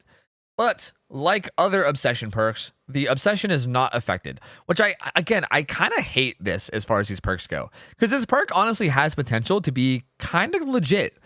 I wish that like the obsession just was affected too. Like fuck them, make them affected, fuck them. Because Remember Me is honestly, I think, kind of underrated in a weird way. I don't know. It's kind of odd, but I feel like this perk can be useful in a lot of ways. Like again, we talked about No Way Out. Like this perk is very similar to No Way Out in a lot of ways, right? It works during the end game. It makes taking exit gates, or it makes opening exit gates take longer. The end game is when you have a lot of potential for, you know, good snowballing, because there's usually no like pallets on the map or whatever, or sorry, there's less pallets on the map, and also there's perks like Noah that there's perks like that like Noah that exist. I think it's solid, but I don't think it's amazing, right? I mean, it adds a maximum of 16 seconds to exit gates, and I think exit gates takes something like 20 or 25 seconds by default. So it adds like a big chunk, right? Like it adds a big chunk of time. Default opening time is 20 seconds. So it takes it from 20 to 36 at maximum stack. So it almost doubles. It almost doubles the amount of time it takes to open a gen or open a gate, which is pretty decent. But and 30 and dude, like honestly, like 36 seconds is a pretty long time. The problem is that a lot of the times in endgame scenarios, it's really hard to like defend exit gates, right? Like No Way Out is nice because it just stops it completely. Like there's no way for them to even work on it at all. Whereas Remember Me, it like just makes it slower. So they can still get progress here and there. Like if there was some kind of a way to make exit gate progress regress, like if there was some kind of a way in this game where it made where like it went backwards, like honestly, like maybe they should add that to this perk. What like what if hypothetically they made it so that while you're running Remember Me, exit gate progress goes backwards when our survivors aren't working on him, but maybe like really slowly. That would actually make this perk super legit. That would make this so good. Because I feel like this perk is kind of like, it feels like it's meant to like, hey, like defend your exit gates because they take longer now. But also, exit gates don't regress ever. So like any little bit of progress that they get will stay with it forever. So they basically just have to get little bits and pieces here and there. And it's not really that reasonable to like stop them from opening the exit gate altogether. I will say that this will make it almost a guarantee that you win the final standoff, right? Like if you kick the hatch and then you have to like patrol the 2 exit gates while the survivor tries to open one of them, this perk will basically guarantee that you win that every single time, as long as it's not the obsession. But there's also other perks that do that too, like whispers that give you other values. So like, I don't know. I'm torn on this because I feel like it has potential to be good. Like it has potential to be okay. It's just unfortunately not. Like, I don't know. It feels like it's like one extra effect away from being good. And also the fact that the obsession is not affected by this also makes it kind of suck, because again, the obsession can just hop on a gate or if the survivors know about it at all, then the obsession can just go open the gate, and then you don't really get any value at all, right? I don't know. I guess you could just say, well, just chase the obsession or kill the obsession, but I think I'm just gonna put it in C tier. I think it belongs in about C tier. It sucks because I think it has potential, man. I want to put it higher, like I really do. I wish I can put it higher, but I think C tier is about all it's worth. Up next is Hex Ruin. Yo, Ruin, baby. Ooh, this is an interesting one. Where do I put Ruin? Oh, there's so much to say about Hex Ruin. Oh man, I mean, this is a relatively simple perk. I'm sure everyone knows what this perk does already, because it's like one of the most fucking notorious DBD perks, I swear, since its fucking release. This perk has been nothing but a fucking pain in the ass for years of this game. But this perk basically just makes it so as long as it's up, it's a hex perk, right? So it gets tied to a totem, and as long as that totem remains up, any gen that's not currently being worked on will instantly go into regression, and the regression will be 200% the normal speed of regression. So it'll be twice the speed of normal gen kick regression, and it just happens passively anytime a survivor lets go of a gen. It's so hard to judge this perk, man, because while this perk is actually active, it has probably the most powerful effect out of almost any perk. I mean, I guess Devour Hope maybe has more. But outside of like Devour Hope, this perk has like probably the most powerful effect out of any perk in the whole game. Like it is actually nuts. Like if Ruin can hypothetically stay up throughout the whole game, it's absolutely bonkers OP. It's so good. I mean, like, put it this way, the whole goal of killer is to get survivor off gens, right? Like, if you're doing your job well as killer, if you're getting a lot of downs, you're going to be forcing people off gens. They're going to have to get off gens for either altruism, right? For like saving their teammates or whatever, or you'll just be actively chasing them off gens, or a mix of both, right? Like, if you're doing your job well, they will be off gens. And any gen that they let go of is just going to go back to 0, right? Especially if you're playing a very strong killer like in Snowball. Like, I can't tell you how many games I've had where there's a lot of gen progress around the map, but then I'm playing a killer that snowballs really well, right? Maybe a killer like Nurse, or a killer like Huntress, or a killer like Oni, and you get like maybe 2 downs, like two like 2 downs really quickly back to back, and then you start chasing the 3rd survivor. That 4th survivor that is unaccounted for basically has to go save those guys that are on the ground, right? He can't just leave them, otherwise everyone dies. So in a scenario like that, every single person is off the gen. That's like basically perfect map pressure as killer. And if you're ever in a position where you have that good of map pressure as killer, it's essentially like a free win. It's basically like a free win when you have Ruin, because all the gens that have progression, they just go back to 0, right? Everything goes back to 0, and it's basically like a full restart. It's nuts. The amount of potential value you can get out of Ruin is literally fucking absurd. Like, it's actually absurd. That being said, though, I do think it's kind of like a win more perk, if that makes sense. I know a lot of people describe this perk as a win more perk, where basically, if you're already doing well, Hex Ruin will help you snowball it even harder. Whereas if you're not doing so well, that's not really as good, which is true, right? Like if you're not a very good killer player and say you get like looped for like 3 minutes straight, Ruin's not going to really do anything, because you're not forcing survivors off of gens. They can just freely sit on a gen and never have to let go, and then Ruin never affects them. I also think that like using Ruin to like, if you're using Ruin to just like try to chase people off gens over and over again just to get the regression, you're probably not using it right either, because that's also a big mistake I see people make a lot. Like, I know for a while there it was really popular to run Ruin Undying. Ruin Undying Tinker was a really common combo for a while, where basically anytime Tinker procced, people would just run to the gen, force them off of the gen, and then have it regress with Ruin. But the problem with that is that you're never actually downing anybody, right? Because you're constantly leaving to chase people to chase off gens, but you're never actually getting any hooks or downs, and you end up not really getting that much value anyway. Like, you get a lot of regression, yeah, but you never really get any like progress towards winning because you're not getting any hooks. So it's tough. It's very tough. I still, again, I don't know where to rank this. It's also a hex perk. And it's also probably the #1 hex perk that survivors check for, right? It's very, very common for like the beginning of a game for survivors to like do a gen and then let go for a second to see if it starts regressing. Because if it does, they're like, oh, the killer has Ruin, right? And once survivors know you have Ruin, they will look for that shit. Like, they will look for that shit, and they will most likely find it because all the totem spawns have been figured out. They've all been figured out. Plus, survivors love boons, so they're probably already looking for totems anyway. So it's very likely that your Ruin is going to get broken. And I'm also struggling to think about whether I should, because this is almost exclusively ran, I shouldn't say exclusively, this is very often ran with Undying. Like, these two are ran together very often. So I'm trying to figure out whether I want to like think about them as a combo or solo, which I think would be unfair to other perks, because I think other perks I've been thinking about, like for instance with oppression, I didn't think about pop oppression, I thought about just oppression. So I think it would be kind of unfair to think about this as a combo. I think I need to think about it just alone as a solo perk. And I think as a solo perk, I think it's A tier. It's so hard to judge though, because again, hypothetically, if the survivors just don't break your Hex Ruin, your Hex Ruin totem, and it stays up for a long period of time, and if you're playing killer well, then it's like top of S potentially, right? Like it can be nuts. Like the amount of value you can potentially get out of this is fucking absurd. But I also just feel like it's so impossible to keep this totem up, man. Like, in the current day and age, even if you're running Ruin with Undying to give it like a second chance, like I can't tell you how many times I run Ruin and Undying and they both still get broken in the first like 60 seconds. Like, it happens decently often nowadays. It's very, very hard to keep a totem up for long periods of time. So, and again, if you do that, right, if you run Ruin Undying both and then they cleanse both of them, then you're just down 2 perks. You just have 2 less perks for the whole rest of the match, which is not great, right? You're a 2 perk killer. Whereas a perk like Goes the Weasel will last the entire game, or Call of Brine, or Deadlock, or even all like these. Well, I guess not this perk, but a lot of these perks will last like the entire game, right? Whereas Ruin is like just there early.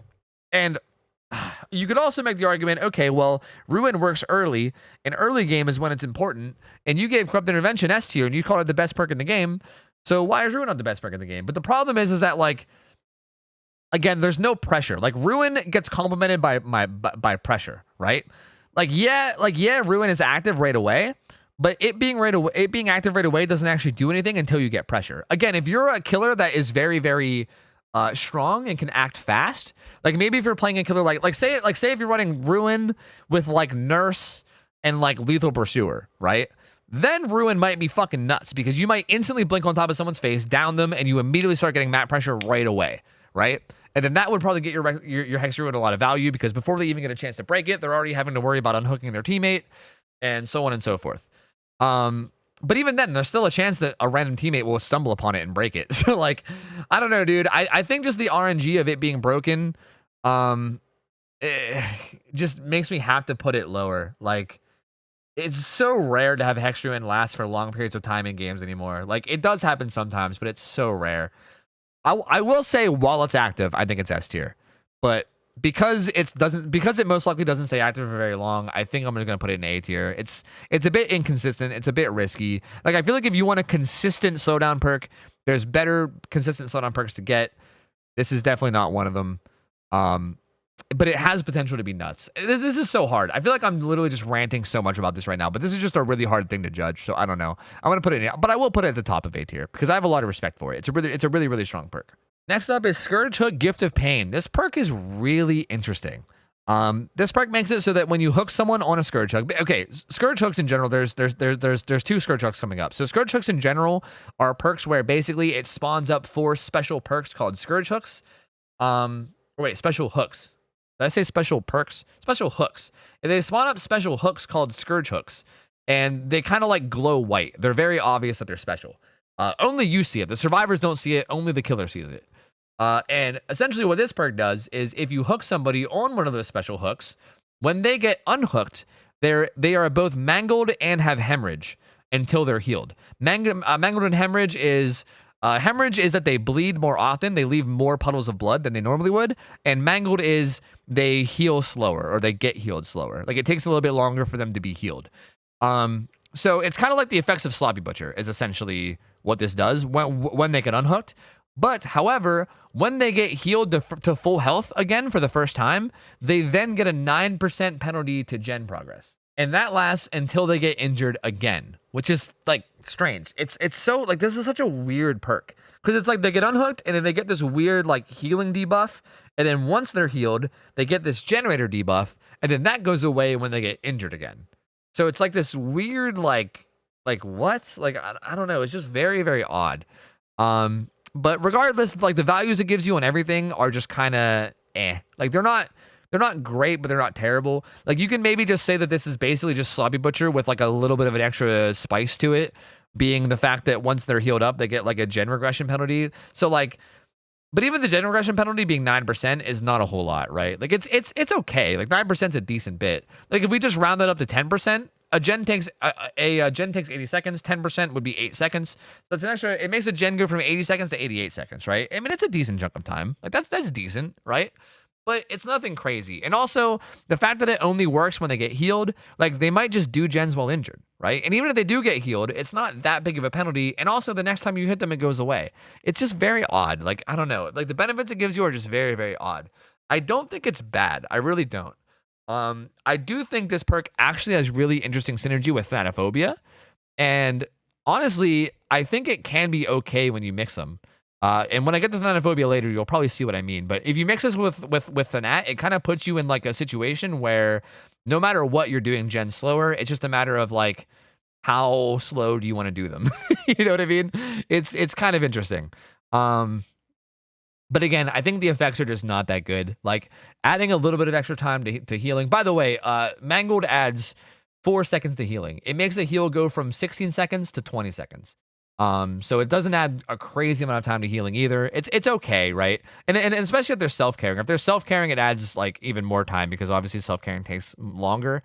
But also, like, Circle of Healing is so strong right now, and so are medkits. So anything that like slows down healing is a little bit weaker than it used to be. I'm torn on this, man. I'm torn on Scourge Hook, Gift of Pain. I really don't know what to. I really don't know where to put it. It's like it's solid. It's definitely solid. I'm not sure. Like, I'm debating D and C tier is what I'm debating. I don't think it's good enough to belong in B tier. I think, like, let me look at these perks. I honestly think it might fit here. Like, I really do. I think it might fit here. Right? Maybe? Yeah, I think so. Like, it's really not that bad. It really isn't. It's really not that bad. Like 8 extra seconds on gens, pretty decent. Them taking longer to heal, pretty decent.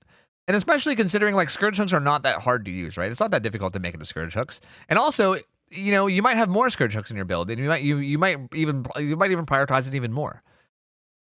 I think it's gonna go in C tier. I think it's right around C tier level of value. I don't think it's crazy. It's not like super good, but it's not really bad either. I think C tier probably fits about right.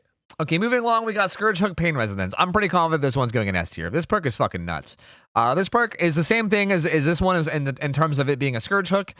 Basically, 4 hooks will light up. Also, I want to say that if you're running multiple Scourge Hooks, you still only get 4, by the way. I don't know if I need to clarify that for anybody, but just in case you're wondering, you still get 4. Like, if you run these 2 together, it's not like you would get 8 Scourge Hooks. You would still only have 4. It's just that those 4 hooks would carry the effects of both of these perks, is essentially how it would work. But anyway, you get 4 hooks that are Scourge hooks. If you hook somebody on one of those Scourge hooks, what Pain Resonance does is whatever gen has the most progress at the moment will instantly explode and lose 15% of its progress, which is really, really good.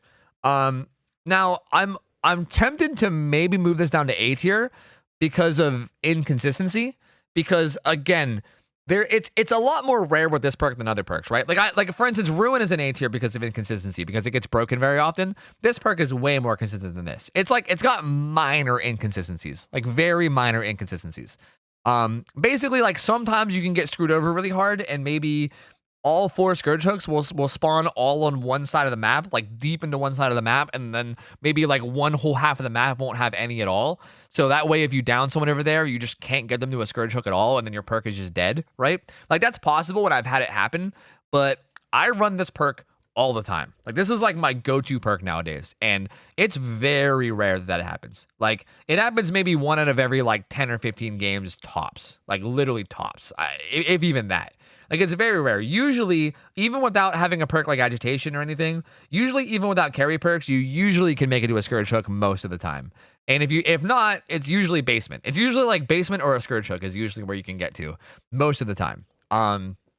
So because of that, I'm not really, again, you can maybe make an argument like that it's inconsistent, and you can maybe move it down, but I'm assuming that the majority of the time, like the vast majority of the time, you're going to be able to make it to a Scourge hook. And I think with that in mind, S tier is just amazing for this. This is like, to me, it's like it's like a passive Pop Goes the Weasel. And again, we've talked about how strong passiveness is, right? Like, not having to go out of your way to kick gens is huge. Like, this basically regresses whatever gen has the most progress by a big chunk. Like, 15% is a pretty big chunk. And you don't even have to go to it, right? You don't have to actually go to it and kick it or do anything. It just regresses naturally on its own. And if you're constantly getting hooks over and over again, then this is just going to get you a shit ton of regression, right?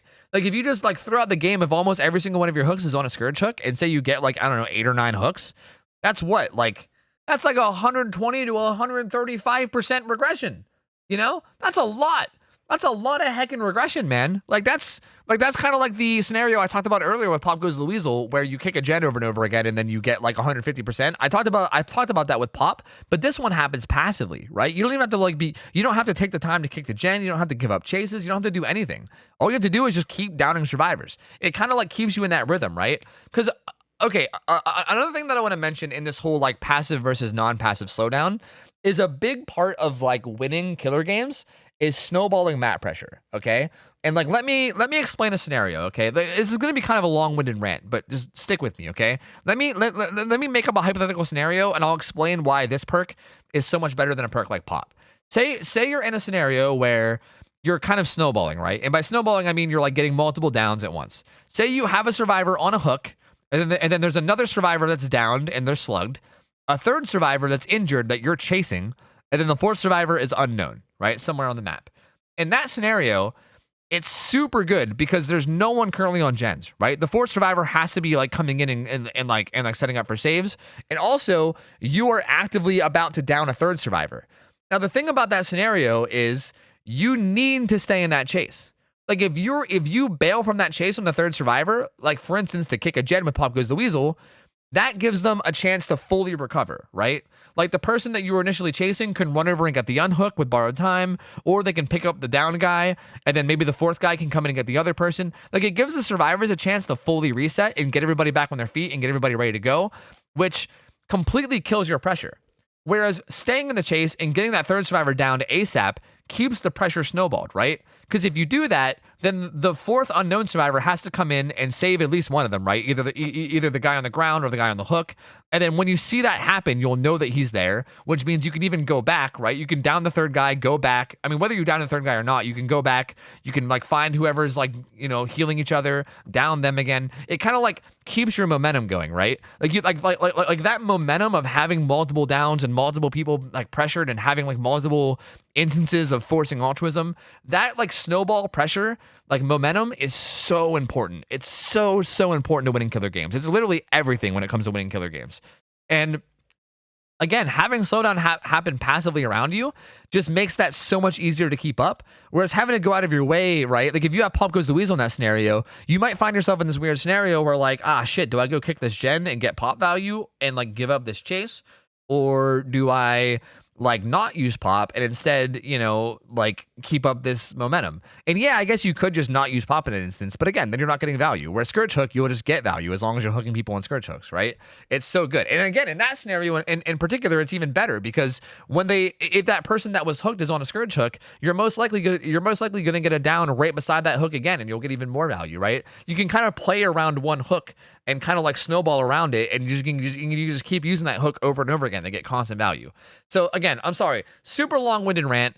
I just really wanted to explain myself on this one because I'm a bit worried that some people are going to be like, what do you mean Pain Resonance is better than Pop Goes the Weasel? Like, I feel like some people might say that. And honestly, I think these two are actually pretty good to run together in tandem as well, by the way. Like, I don't think it's crazy to run both of these at the same time. But I will say, Pain Resonance, fucking nutty good. This perk is absolutely nuts good. Honestly, one of the strongest perks they've added as of recent. I have it in the majority of my builds. It's just so nice. It's such nice passive regression. It's really, really good. There's really not much else to say. It's a very, very strong perk. Up next is Sloppy Butcher. Man, this one hurts my soul because if this was maybe like 9 months ago, I'd have this bitch way up here in like A tier probably. I love this perk. I used to run this perk on almost every single build on killers that were M1 killers. This was like my go-to. Like this was like my baby as far as slowdown perks goes. Because basically what this perk does is it makes it so that when you hit a survivor with a basic attack, only a basic attack. So like things like hatchets or chainsaws, they don't count. Only basic attacks.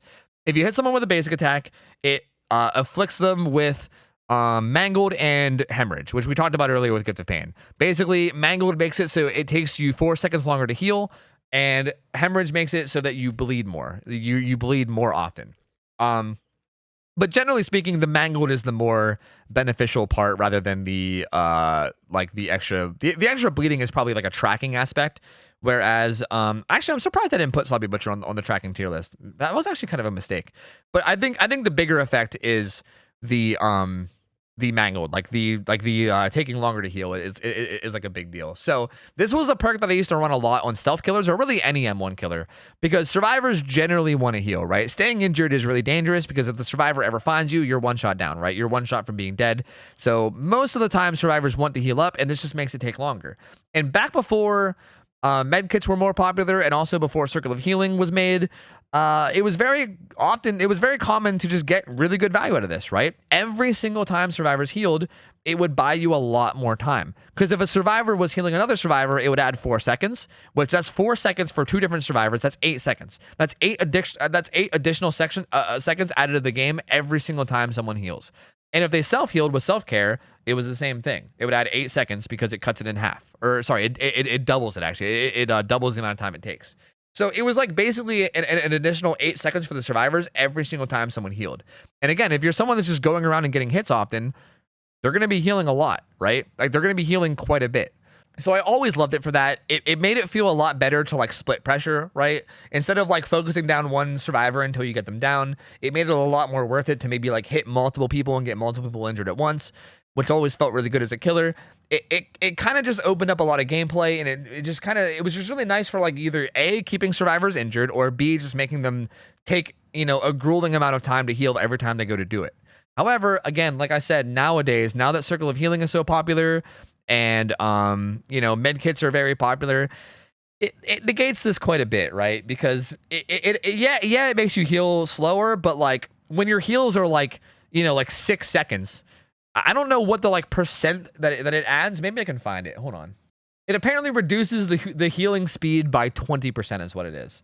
So like again, if you're doing like a 6 second heal with like a fucking med kit and Circle of Healing, it's gonna add what, like an extra like 1.5 seconds or something, which is not, again, that's not that big of a deal. Like it's not, I don't know, like the more stacked survivors get with like healing perks and healing items and, you know, like having healing builds, this perk becomes more and more, you know, useless, I guess. I shouldn't say useless, but just less useful, right? It gets you less and less time overall. That being said, it still does make the heals take a little bit longer, which is nice. And if they don't have like med kits, I mean, honestly, even without med kits, even just Circle of Healing, it's still pretty good, because Circle of Healing makes survivors self-care at like 75% speed now or something, which is really not that crazy. I mean, normal self-care is 50% speed, so 75% is not that much crazier. I think that would still add what, like 6 seconds to your heal or something with sloppy, if my math is correct. I don't know, I did that really fast in my head. That might be wrong, but it probably adds round about 6 seconds to the heal if they're self-carrying in Circle of Healing, which is really not that bad, right? It's really not horrible. It's really when they start bringing in med kits and things that makes it more obsolete. And it's just kind of like, again, that's just so popular right now that it's hard to like rank it high. But with all that in mind, I still think I'm going to put a B tier. I still think it's solid. I still think it's a really solid perk. I think if you're playing an M1 killer, specifically a killer that like is good at taking advantage of survivors being injured, right? Like stealth killers, for instance. Stealth killers are really, really good when survivors are injured, because that means they're one shot from being down, which means if you sneak up on them when they don't know you're coming and you get that free hit from being stealthy, you just kill them. You just down them on the spot, right? As opposed to them getting a big speed boost and running away, they just fucking die, which is really, really good. So I'm still going to put it in B tier. I still think it's a solid perk. If you're maybe like a newer player that doesn't have any perks unlocked and you're wondering what perks you can run to help you out, Sloppy is like one of the best perks for a new player that doesn't have teachables by far. Like by miles. If you don't have teachable perks, I'd be running this perk on almost everybody. Oh, next up is a perk. What, this perk is called Surge? That's weird. I don't know about any perk called Surge in my game. Ah, wait, I think this may be, they must be getting this mixed up with my favorite perk, Jolt. Ah, yes, good old Jolt. I don't know what the Surge nonsense is. I believe this perk might be called Jolt. That must have been a typo, sorry. Jolt or Surge, it used to be called, I know, actually, this might actually genuinely confuse people. If you guys are watching this, maybe like months after this video was released, this perk used to be called, Surge, and then they changed it to Jolt once they got rid of the Stranger Things DLC, which is kind of a dumb, I'm just making dumb jokes about it, okay? By the way, Surge/Jolt is a perk that makes it so that when you down a survivor with a basic attack, all generators that are within 32 meters of you instantly explode and they start regressing. And they also get an immediate 8% progression penalty. So they instantly lose 8% and then they go into regression. Anything within 32 meters of you. Also, this perk has a cooldown of 40 seconds. Now, this is another perk where it's kind of like Oppression, where I just wish it didn't have the cooldown. Like, I don't think this perk would really be a problem without a cooldown. Like, if they just removed the cooldown altogether, I don't think everyone would be running around being like, oh my god, Jolt's so OP. Like, I don't think anybody would care. It probably still wouldn't be better than, like, the S tiers, you know? This perk is honestly solid, though. I think it's a bit underrated. I don't think this perk is bad by any means. I think it can be really good because, again, it's passive slowdown. We've talked about this before. Passive slowdown is really, really good. If you're in the middle of snowballing and you're having passive slowdown happen around you, that is really, really good. The main thing about this, though, is that it only works with basic attacks. And there's not a lot of killers that snowball with basic attacks. I mean, there are some, right? Like Nurse is a really good example. Like all of Nurse hits are basic attacks and she can snowball like crazy. I would say Spirit can snowball like crazy with basic attacks. There definitely are killers that can snowball really well with basic attacks, but there's definitely less. Like I feel like most of the snowbally killers are people that use alternate abilities to get their downs, right? Like Hunters with hatchets, or Billy with chainsaw, or Bubba with chainsaw, or you know, something, or Oni with his demon dash. Like it's usually things like that are the people that snowball really hard. But still, that being said, passive slowdown is still just really nice, right? Like not having to go out of your way to like go around and actually damage gens and having them regress passively around you is really, really solid. It's really, really good. Again, the cooldown's unfortunate. Although even though the cooldown's unfortunate, it's only 40 seconds. It's not that long. So it doesn't end up hindering you that much. It'll still activate most of the time when you get downs. The radius of 32 meters is actually pretty solid because that's a 32 meter radius, right?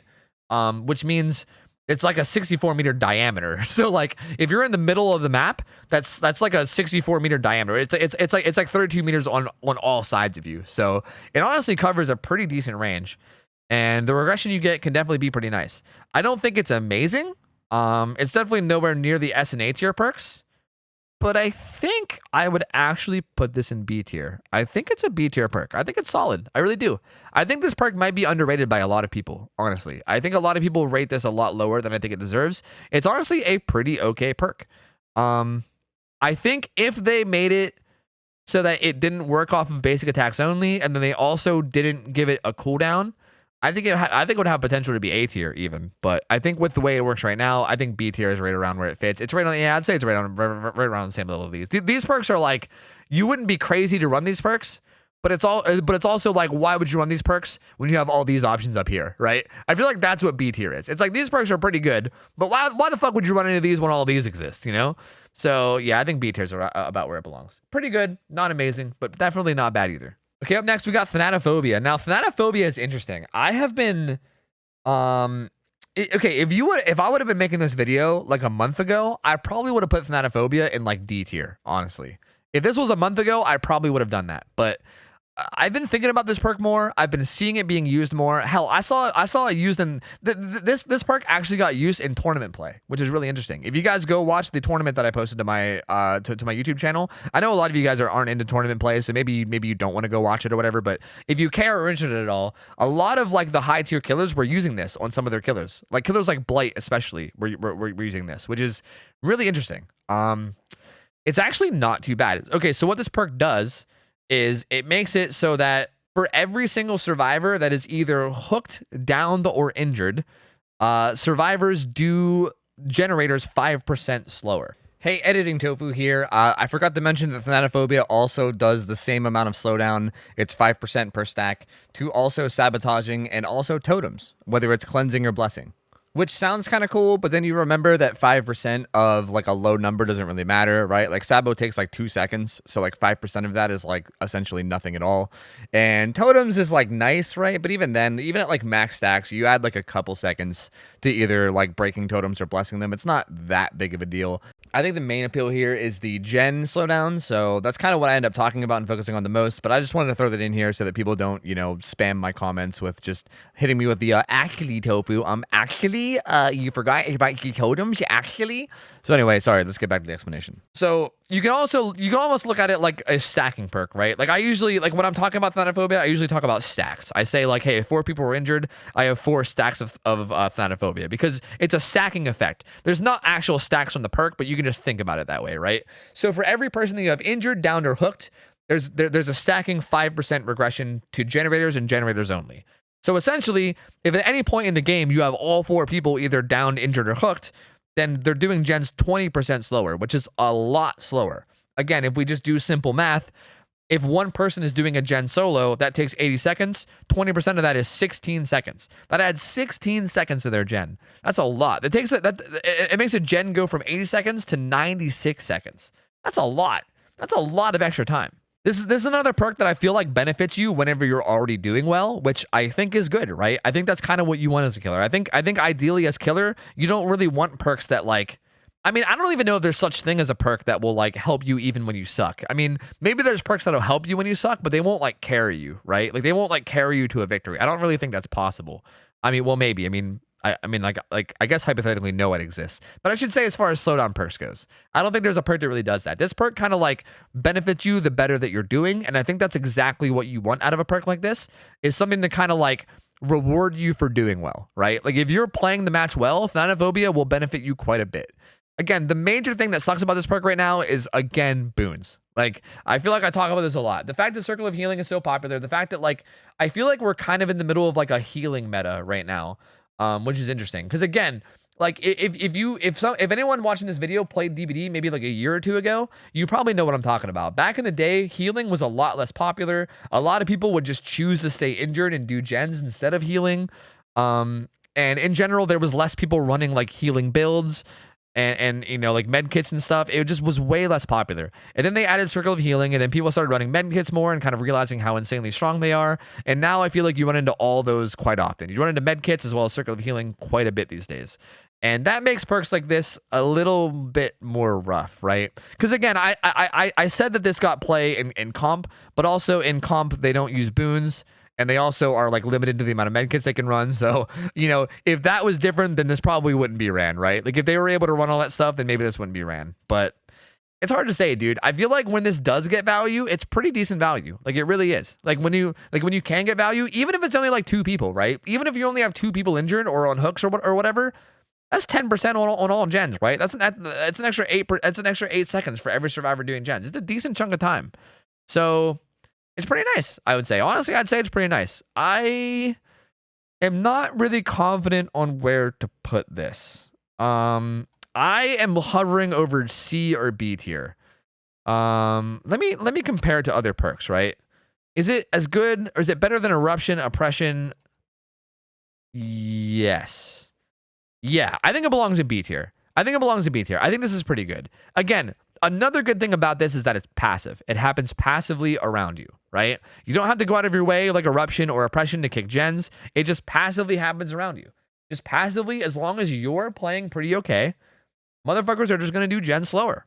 And that's nice. That is good for you. That is very good for people to do gens slower. That's exactly what you want.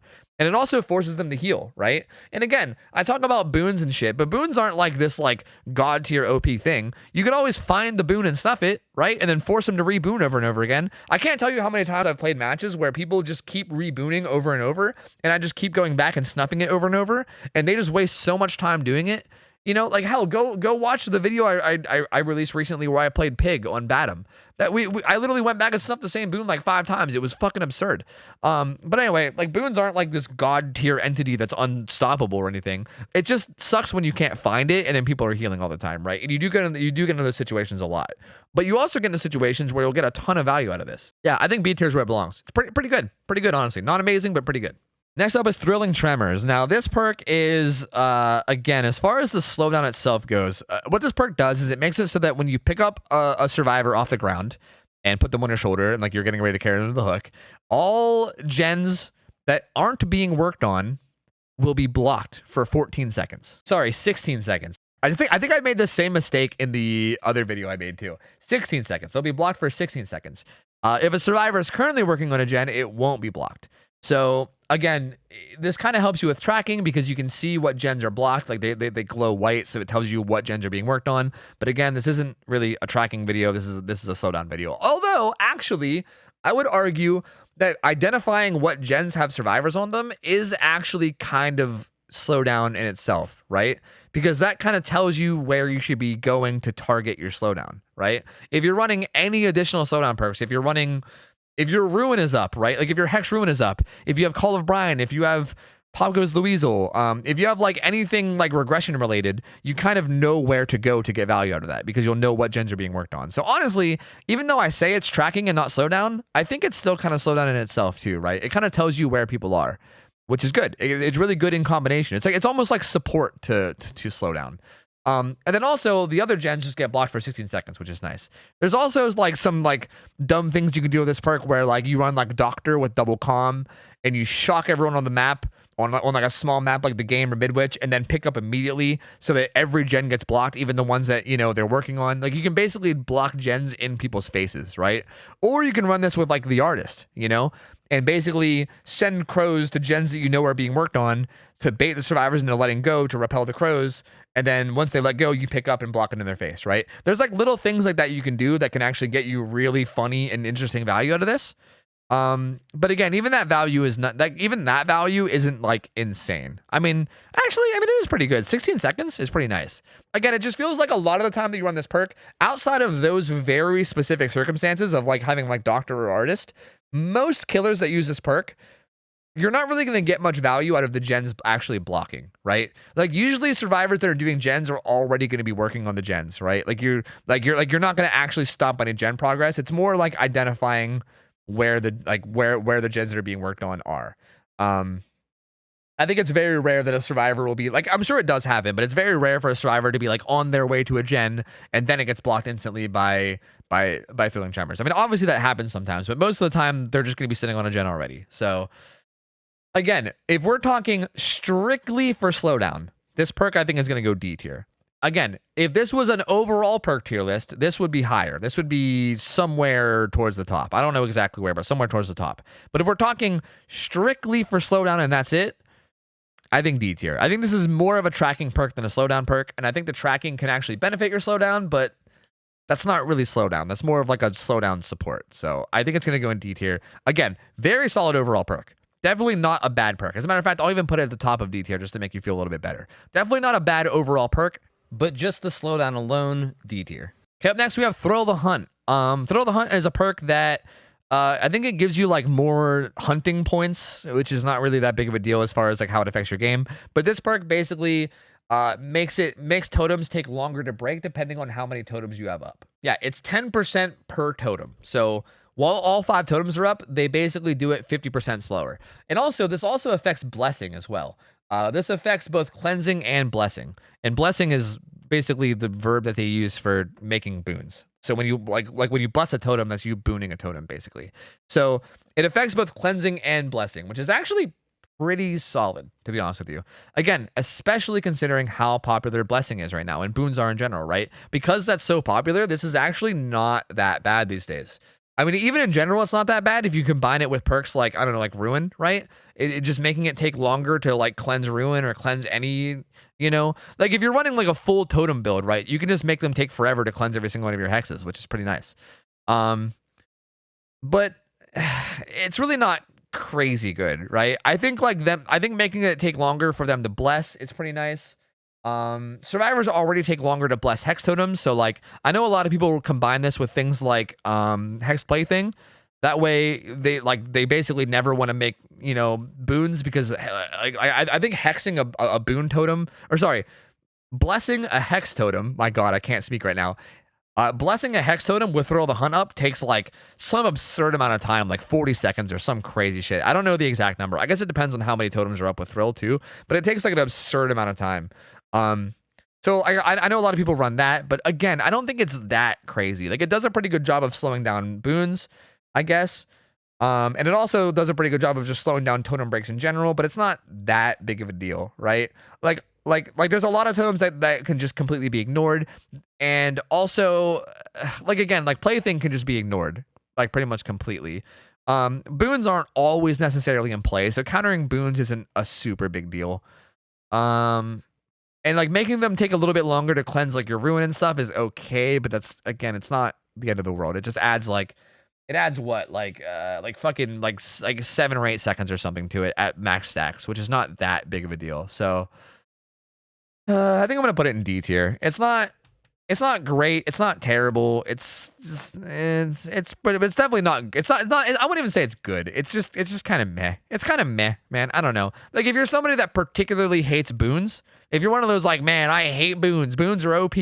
Then maybe you can consider running it, because it does fuck over boons quite a bit. Me personally, I don't really give a shit about boons. I think boons are a bit overrated. Like I think they're good, but I think like people talk them up a little bit too much. I don't think they're like some major problem where I need to like dedicate a perk slot in my build just to counter them or anything. Like, yeah, they're strong, but you can deal with them. So I think Thrill is going to go in this tier just because of that. It's outside of the boon countering, it doesn't really do much. And even with boon countering, I just don't think boon countering is that important. So D tier it is. Okay, up next is Unnerving Presence. This one is, this one's going in F tier. This one has a very similar explanation to Huntress Lullaby. This perk makes it so that if survivors are within your terror radius, they are more likely to get skill checks, and also the skill checks that they get are smaller and like harder to hit. But they're not really that small, right? Like they're not like Decisive Strike skill checks. They're just kind of like half the size of normal skill checks, and they get more of them, which, again, I've talked about it throughout this video a ton. Survivors are good at skill checks, man. Like, they're good at skill checks. Survivors are used to hitting, like, Decisive Strike skill checks. Like, they're not going to struggle with Unnerving skill checks. It's just not really going to be a thing. Maybe you can make an argument for, like, running this perk with Doctor could be okay, because Doctor gives you, like, those wacky, silly skill checks that show up all over your screen, and also sometimes go, like, the reverse direction and stuff. So maybe with that, and also maybe if you combine it with Lullaby, too, so there's also no sound cue, right? Like, maybe if you make a whole build based around it, then maybe you can get some value. But even then, right? Like even if you do that, like say if you hypothetically run Doctor with like Huntress Lullaby, Unnerving Presence, Undying to try to keep Lullaby up, and you know your whole goal is just like, hey man, let's try to make the survivors fail skill checks. Even still, you're still gonna get way more value out of like all of these perks. Like, yeah, it could hypothetically work, but even then, it only works if you can keep Lullaby up. It still only works if the survivors fail the skill checks, which they still could hit. Even by making it that hard, they still could just hit them, right? Like, obviously, they're more likely to fail them, but they still could just hit them. And even if they are failing them, you'd probably still just get more value out of like Scourge Hook and like Deadman Switch and like all these other perks. Like it's still even like maximum value possible with like the perfect setup, the perfect combination of perks. It's just still not that good. It's just, if anything, it's just kind of trolly, right? It's just kind of trolly to survivors. Like if you want to troll survivors, that's a pretty good troll build, right? Like you can make survivors miserable. You might not win, but you'll definitely troll them and make them miserable by like running those perks. But they're not really good or strong, right? They're just kind of meh. And again, they get kind of negated by survivors just being able to do skill checks, which I think automatically just makes a perk not very good. If it's easily negated by survivors just being skillful, then it's not very good. Okay, we have Overcharge next. This is a perk that makes it so that when you kick a generator, the next time a survivor works in that generator, they get hit with a skill check. That's kind of like a decisive strike skill check. And if they miss it, the gen regresses by like an extra chunk. I think it's like an extra 6% or something. I'm not even going to bother looking it up. It's something like 6% extra on top of like 5% that it always regresses. So again, I mean, if you were just paying attention to what I said about Unnerving, you probably already know where this one's going to go. Straight to fucking F tier. Straight to F tier. As far as I'm aware, too, this perk isn't even affected by Unnerving anymore. I know there used to be a build that people ran on Doctor where they ran both Overcharge and Unnerving, and Unnerving used to affect the Overcharge skill check. It used to give you a really tiny skill check. It was like a DS skill check, but even fucking smaller. It was super tiny and hard to hit. But as far as I'm aware, that doesn't even work anymore. I think they nerfed that a while back, and I'm pretty sure it doesn't work anymore. You guys can correct me if I'm wrong, but I'm pretty sure that doesn't even work anymore. Even that build wasn't like super OP or anything, but even that wasn't that great, and even that doesn't work anymore. So like, it's just not good, you know?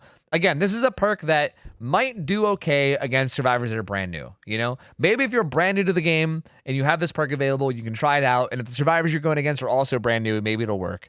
But again, if you're going against brand new survivors, I don't think it really matters what you run, dude. You're probably going to kill them anyway. You know what I mean?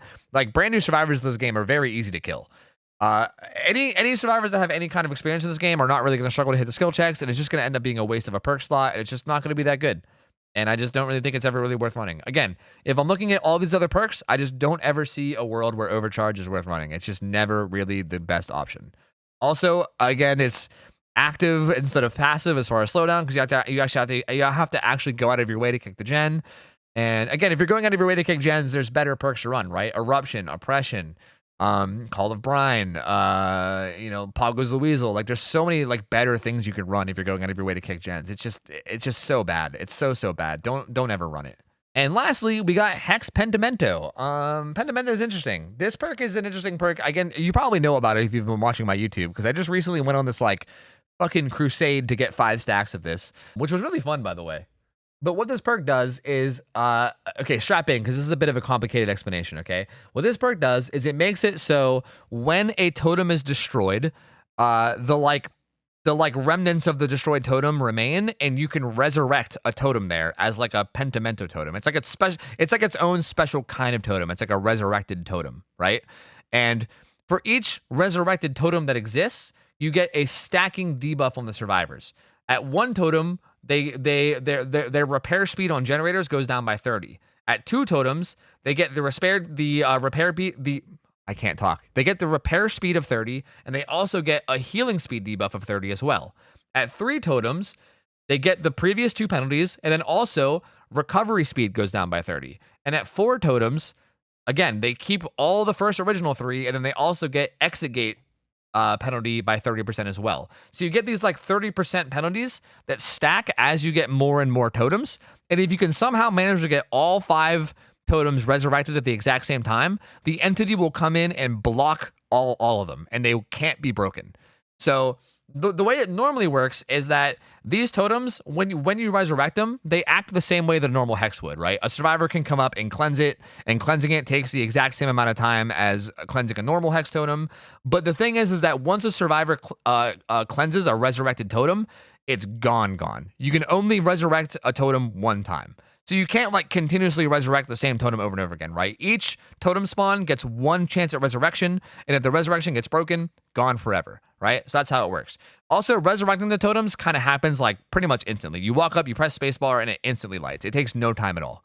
So it's not a very big time sink to do. I mean, you do have to actively go over the totem to do it, but it takes like half a second. You walk over, you hit spacebar, and then it's lit. And again, the fact that the fact that the one totem effect is repair speed by 30%, that's kind of a big deal. Like 30%, that's a fucking chonker of a number, dude. That's a big number. Again, we talked about earlier, that's what, 24, that's 24 seconds. Again, I love talking about numbers. So earlier we were talking about Thanataphobia, we were talking about things like Scourge, Gift of Pain, and we were throwing out numbers. 30% of a generator, right? One survivor doing a generator solo takes 80 seconds. 30% of that is 24 more seconds. That means a person doing a gen solo, instead of doing it in 80 seconds, they do it in 104 seconds. That is a big chunk of time, dude. That is a huge chunk of time to add to every single generator, right? And again, that happens at one totem resurrection, which is pretty good, especially considering you can just do this multiple times throughout the match.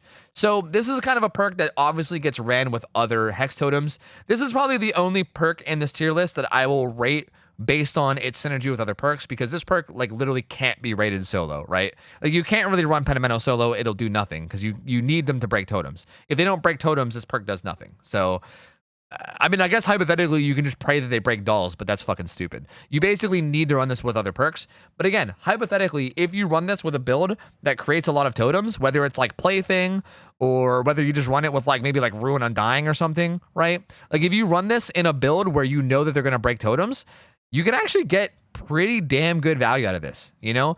I would say the major downside to this is that once the survivors realize that you have Pentimento, they'll obviously know like, oh, one of those totems that we broke is now the Pentimento totem, and they'll know exactly where to look. So the Pentimento totem usually doesn't stay up for very long. Like they're usually pretty quick to break them, because survivors are aware of what this perk does, and they're like, oh yeah, I mean, clearly it's one of those totems that we already broke that's now back, so we already know where to look, and they just go right back to wherever they broke the totem, and then they find it, right? So it's kind of hard to keep these totems up for a super long amount of time. But while they are up, they do have a crazy strong effect. Like it almost forces the survivors to break it, I would say, right? Like you can't really just let Pentimento totems sit. Like 30% is such a huge number that you can't really let them sit. So that also kind of gives you like a new kind of like objective, quote unquote, right? Like it gives you something to patrol. And if you're playing a killer like a stealth killer, for instance, right? Like running Pentimento on a killer like Ghostface, for instance, you could always sneak back and find them. There's a pretty high chance that they're going to go break it. Because again, I don't think anybody wants to repair gens at 30% fucking, debuff. Like that's brutal.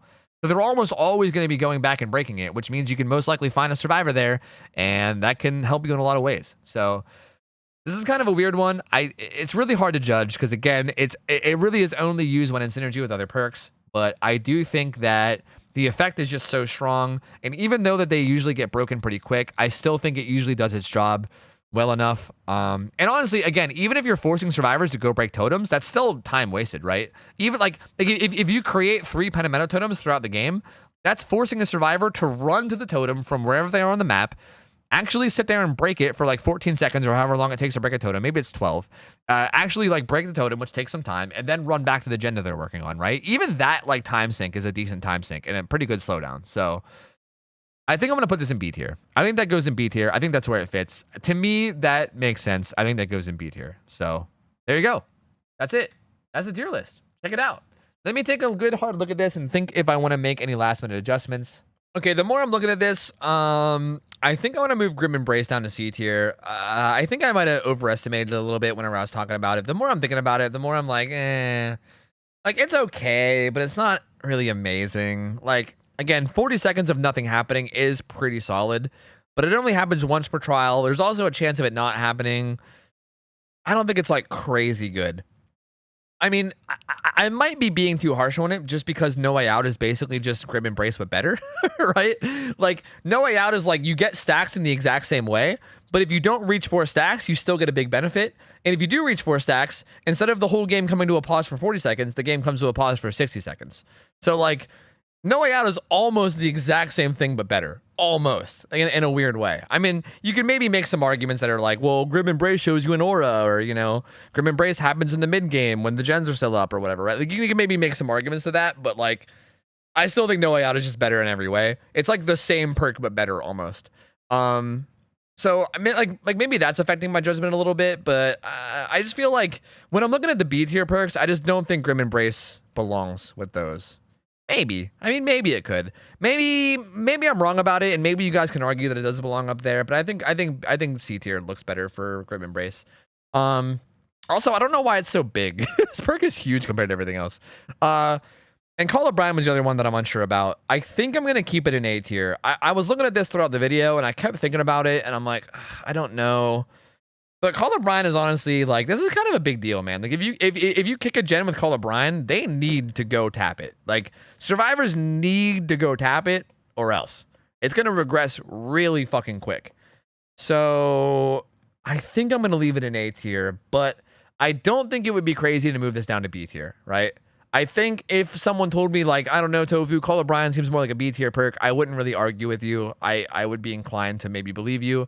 And I could also maybe also see the argument of Deadlock being S tier because of just how good it is while camping. And again, I don't want to keep going back to this, but I know someone's probably going to come to me with the argument of like, hey, if you're playing an S tier killer and you just like camp someone with Deadlock, you can almost guarantee, you know, blah, blah, blah, blah. And you know what? I don't even want to explain it. I'm going to keep it in A tier.